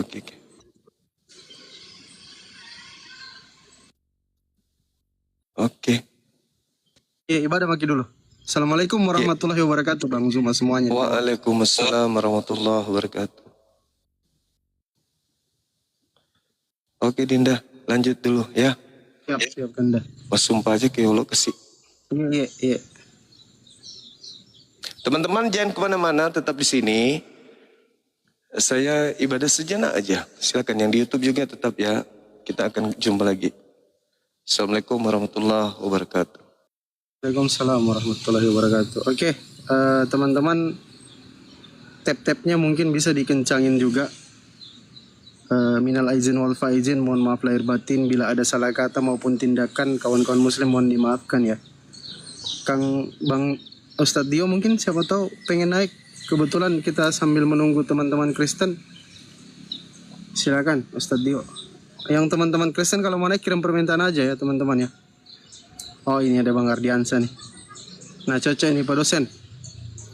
Assalamualaikum Bang Ardiansa.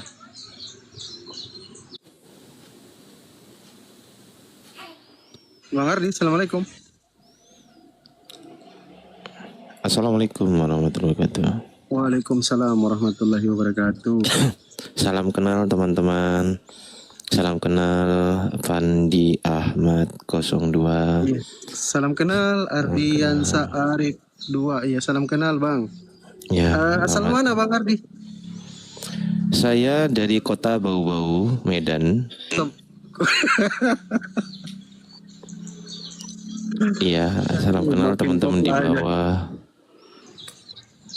Iya, sambil menunggu teman-teman Kristen, teman-teman ya, nggak apa-apa ya. Kita ngobrol-ngobrol. Ada Ustadz Dio, Assalamualaikum. Ustadz. Ya, waalaikumsalam. Minal aizin wal faizin. Mohon maaf lahir batin. Qabalallahu minkum. Minal aizin wal faizin.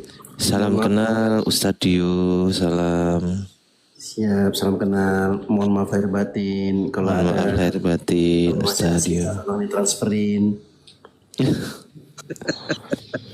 Izin screenshot ya di sini karena ada Bang Fandi Ahmad tadi buka kamera. Izin screenshot Bang Fandi. Silakan Bang Ardi. Ya.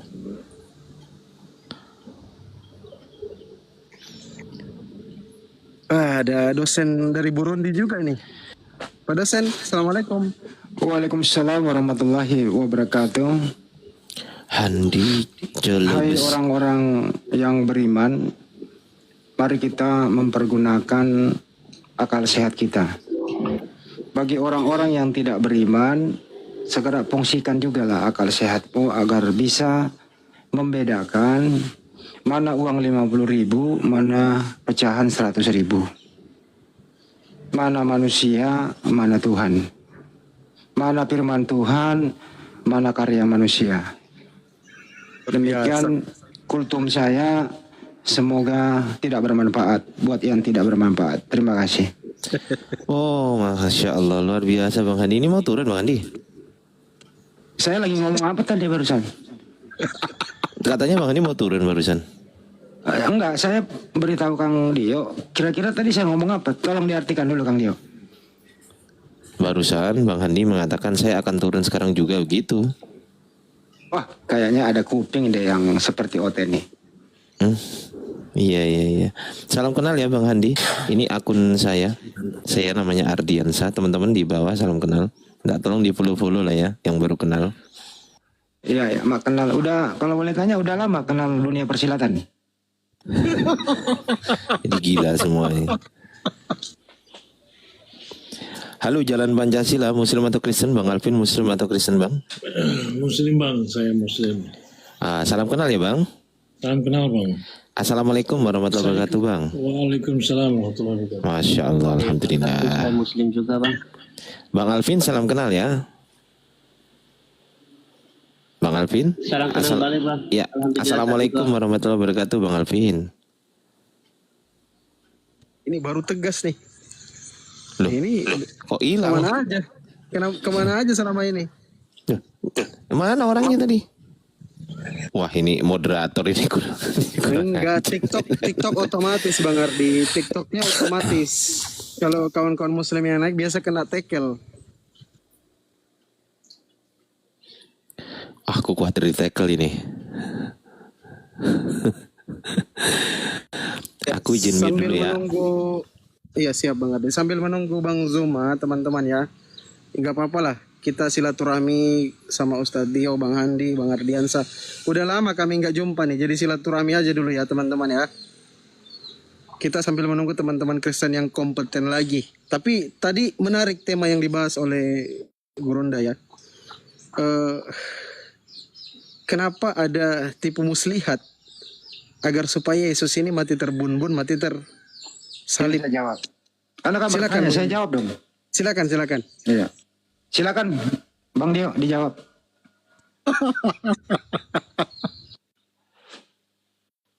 Dinda Dio dijawab. Saya Kenapa ada izin tipu mute muslihat? dulu ya teman-teman. Saya izin mute dulu ya. Ya Bang Handi saya izin mute ya. Iya. Jadi tipu muslihat itu Teman-teman di bawah saya izin mute dulu ya. ya ngomong melulu sih. Ya, nggak mute, ngomong melulu. Oh iya juga ya. Ya saya mute kalau gitu ya. 1 kali 24 jam itu tipu muslihat itu selalu menghantui kita. Sasaran penipu itu yaitu iblis, orang yang beriman. Sekali lagi saya ulang ya. Sasaran iblis tipu muslihat itu orang yang beriman. Bukan orang yang tidak beriman. Karena orang yang tidak beriman itu sudah berteman sama yang suka tipu muslihat itu. Ngapain lagi ditipu? Udah tertipu kok. Udah bersahabat dia. Udah berkawan dia. Betul apa betul? Betul. Nah untuk itu kaum muslimin dan muslimat di mana saja Anda berada, Anda boleh pahami. Ada 3 fakta dan harus Anda waspadai bagaimana cara iblis ini mau menipu antum-antum semua. Pertama,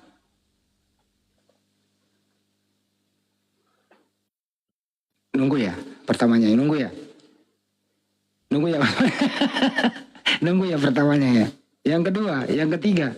Nah, yang pertama adalah mereka itu baik secara nyata maupun tidak nyata menghasut kita membuat kita malas. Contoh nih, sudah ada azan, Allahu Akbar, Allahu Akbar. Nah itu panggilan sholat. Orang-orang yang berkegiatan itu, kalau tidak penting banget, misalnya dalam rumah sakit mengoperasi emergensi itu masih misalnya rapat apa segala macam tuh masih kayak gini, nantilah sholat zuhur panjang ini kok sampai asar kan gitu ya. Nah itu kira-kira caranya itu menggoda. Ngapain sih, santai aja dulu, terusin caturnya, nongkrong dulu, masih panjang kok sholat zuhur itu. Betul apa betul? Kok nggak ada yang jawab sih? Saya nih lagi ceramah. Nah, yang kedua nih. Yang kedua itu dia bersifat nyata di depan kita. Kadang-kadang face to face, kadang-kadang pakai media sosial begitu. Menggoda kita. Menggoda kita bagaimana jangan sampai menjadi Islam. Ya interaksi sosial itu tadi sesama manusia. Hati-hati banyak juga ya tampilannya seperti Islam, tapi mereka ini berusaha mencari teman ke neraka karena sudah bekerja sama dengan si Bilisis tadi itu, sang penipu itu. Betul apa betul? Nah ini yang sering kita hadapi selama ini. Bang Juma setengah mati tuh menghadapi mereka-mereka seperti itu. Mereka berusaha, kalau ingin tahu, keluar Islam dulu deh, pasti kamu tahu. Nah itu kira-kira. Yang ketiga, melalui faktor psikis. Faktor psikis ini juga berbahaya teman-teman.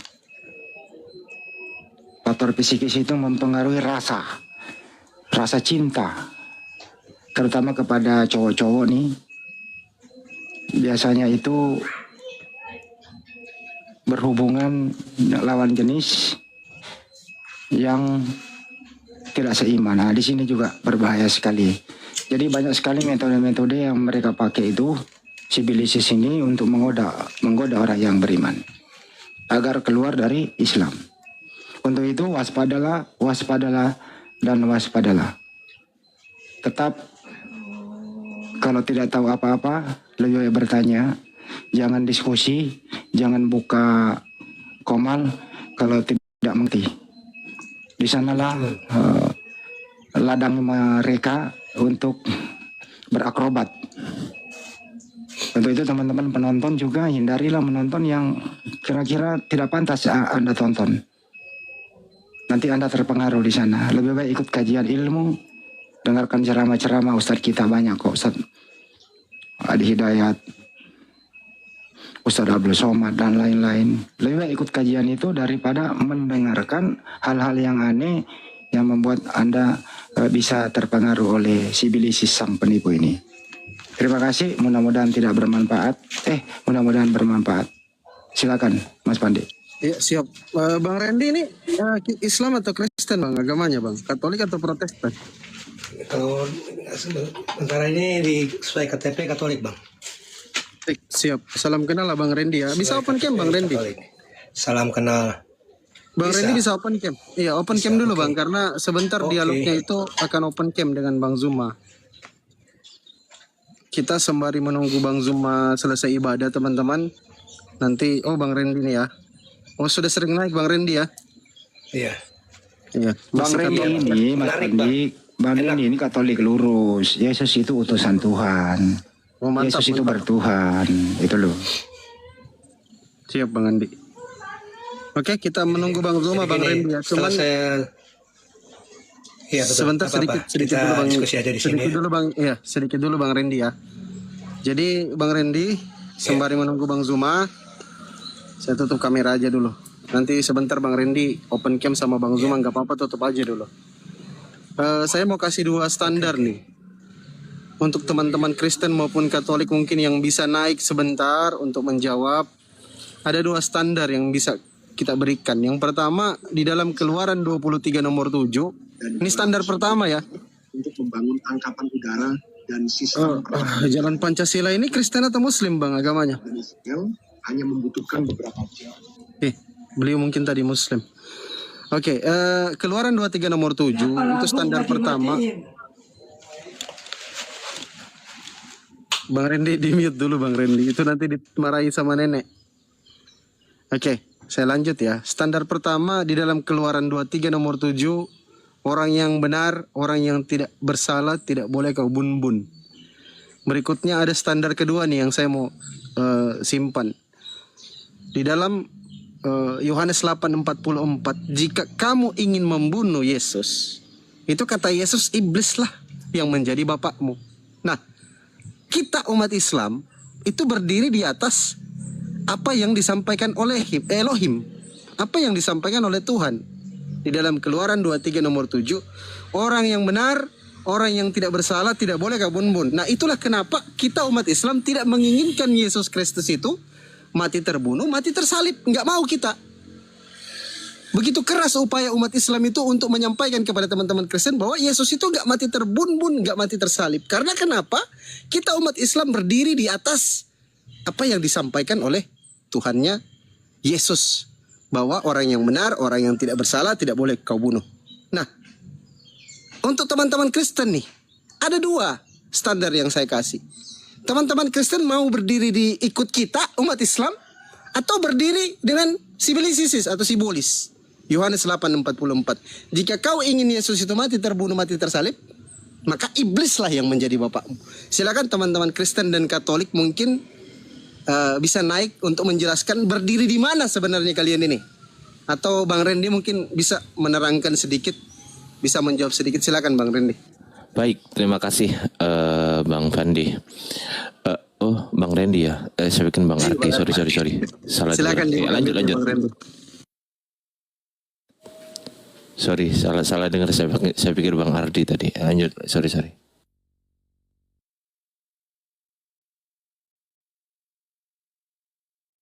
Dibuka mikrofonnya dulu Bang Randy, mute-nya. Ya, selamat siang juga. Saya juga ini belajar juga Bang. Kita ini manusia harus belajar. Tapi belajarnya Selamat siang, Bang dalam Randy. segi hal mana? Yang positif, yang segi positif atau yang negatif? Nah, Iya. Saya belajar nih cari yang positif, mana yang benar Bang. Bang Jadi, Randy, setelah Bang saya Randy salam kenal ya. meneliti, Salam kenal Bang Randy ya. Ya, Nama kita sama Bang. oke siap. Sama-sama Bang. Nama kita Oh, sama. sama juga Bang. Iya. Abang namanya Randy kan? Cuma beda agamanya aja ya. Cuma beda agamanya aja ya. Iya. Iya Itu. Bang. Tapi saya sudah tidak. Jadi kita manusia itu satu di dalam Tuhan, itu Allah yang berkuasa ya. Jadi seperti itu saya bilang. Kita itu terkadang seperti yang benar. Orang-orang Kristen kebanyakan sekarang itu seperti yang benar Bang. Seperti yang benar mereka mengakui, dan malah mereka tidak menunjukkan kekristenan mereka yang sesungguhnya Bang. Yang diajarkan oleh Yesus itu sendiri.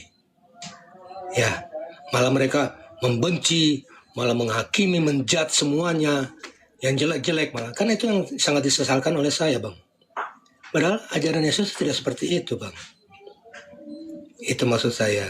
Jadi, Bang Randy, menarik, saya mempelajari. Bang Randy, Ya. izin Bang Randy. Kenapa, Bang? Kalau posisi Ya. Bang Randy sebagai Katolik, Ya. Bang Randy itu berdiri di mana sih? Di dalam Ya. Keluaran 23 nomor 7 atau di dalam Yohanes 8:44? Menurut Bang Randy? Kalau sekarang, kalau menurut saya, kalau saya berpikir kembali kepada hukum Taurat aja Bang. Saya Berarti Bang Randy nggak mengikuti mau- apa yang dia Ya, oke, Bang Randy mengikuti perintah Elohim bahwa Yesus itu tidak boleh dibun-bun gitu. Azan, sholat dulu sana. Siap. Azan. Memang betul sholat, Ada di sholat. sini Bang Andi. Di sini udah Bang Andi. betul. Kok baru ada di situ? Jadi betul Bang Randy di mute aja dulu Bang Randy. Nanti Iya. selesai azan baru dibuka lagi mute. Iya, oke, siap. WIB ini Bang Randy ini. Iya, WIB juga sama Bang Ardi. Bang Ardi juga ibadah dulu. Udah Bang saya Ardi juga barusan ibadah dulu. selesai. Makanya saya izin Oh, mute iya, tadi betul. kan. Siap. Teman-teman yang di bawah kalau belum sholat asar segeralah sholat asar.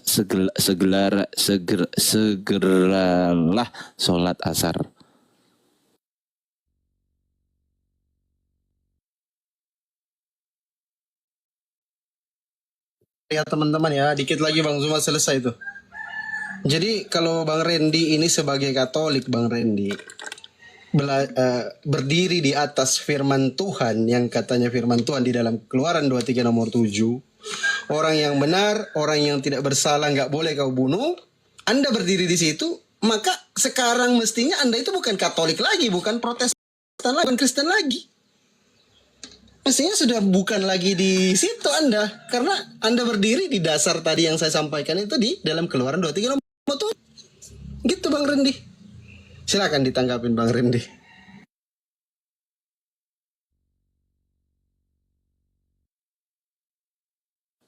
Orang disuruh dengerin adzan dulu, sekarang disuruh nanggepin. Masih Adam dulu Bang. Emang lah Fandi Ahmad ini tendang Siap, dulu. siap Bang Rendi. Oke, untuk teman-teman Kristen di bawah ya, yang lagi menyimak, lagi ngopi-ngopi kali, lagi ngudut di bawah.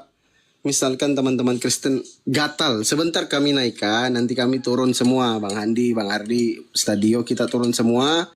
Nanti kembali Bang Zuma lagi sendiri, open camp. Nanti teman-teman Kristen yang penasaran dengan standar yang kita berikan tadi bahwa berdiri di mana nih teman-teman Kristen? Takutnya teman-teman Kristen ini saking pengennya Yesus itu mati terbunuh, mati tersalib, ternyata teman-teman Kristen ini berdiri di atas dalil yang sibilisis.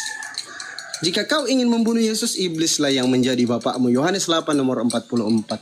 Nah, kalau kami nggak mau di situ, karena bisa-bisa iblis yang jadi bapak kami. Gitu teman-teman. Jadi kami maunya itu Tuhan kita itu tetap Tuhannya Nabi Musa, Tuhannya Nabi Yesus, Tuhannya baginda Rasulullah Nabi Muhammad. Yang tidak kelihatan itu Tuhan kami.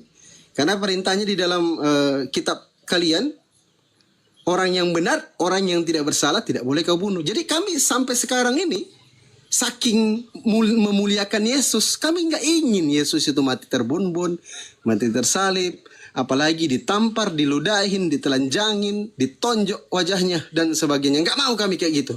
Karena itu pasti terhina sekali Yesusnya. Kami nggak mau. Karena kami umat Islam adalah orang-orang yang memuliakan Yesus Kristus. Kalau teman-teman Kristen mau sebaliknya, berarti teman-teman Kristen poin pertama nggak memuliakan Yesus. Yang kedua, teman-teman Kristen ini berdiri di atas keinginan sibilisis yang saya sampaikan tadi, Yohanes 8 nomor 44. Silakan kalau ada teman-teman Kristen bisa antri, kirim permintaan, nanti setelah Bang Zuma sudah standby, kita naikkan, nanti kami turun semua. Silakan teman-teman Kristen. Jangan banyak omong, Bang Fandi. Randy ini lo mau syahadat Siap, silakan Bang Randy. Syahadat kan? Betul nggak Bang Randy? Bang, masih Adan Bang, masih Adan. Masih Oh Adan. iya. Habis ini habis adzan syahadat kan? Betul nggak? Oh kan, iya kan, bilangin juga.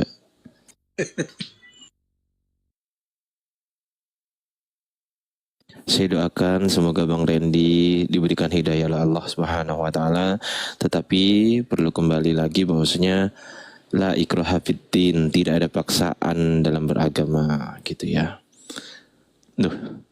It's me, saya sudah paham it's me. Saya diskusi lintas agama itu mungkin kau belum punya TikTok it's me. Gitu loh. Ngerti kita ini di sini. Gak mungkin saya memaksa. La ikraha fiddin, tahu saya dalilnya. Saya mendoakan supaya dapat hidayah dari Allah Subhanahu wa taala. Tidak ada memaksa di sini.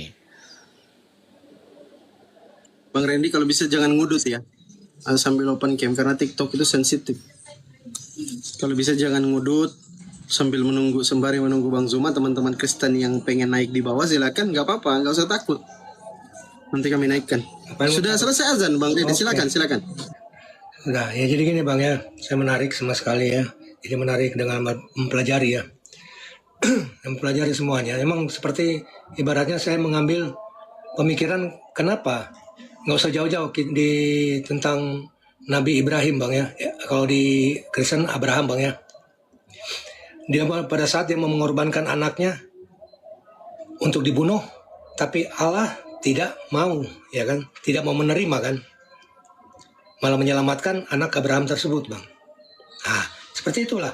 Sekarang apalagi Yesus Bang, yang mau dibunuh oleh orang-orang yang sesat.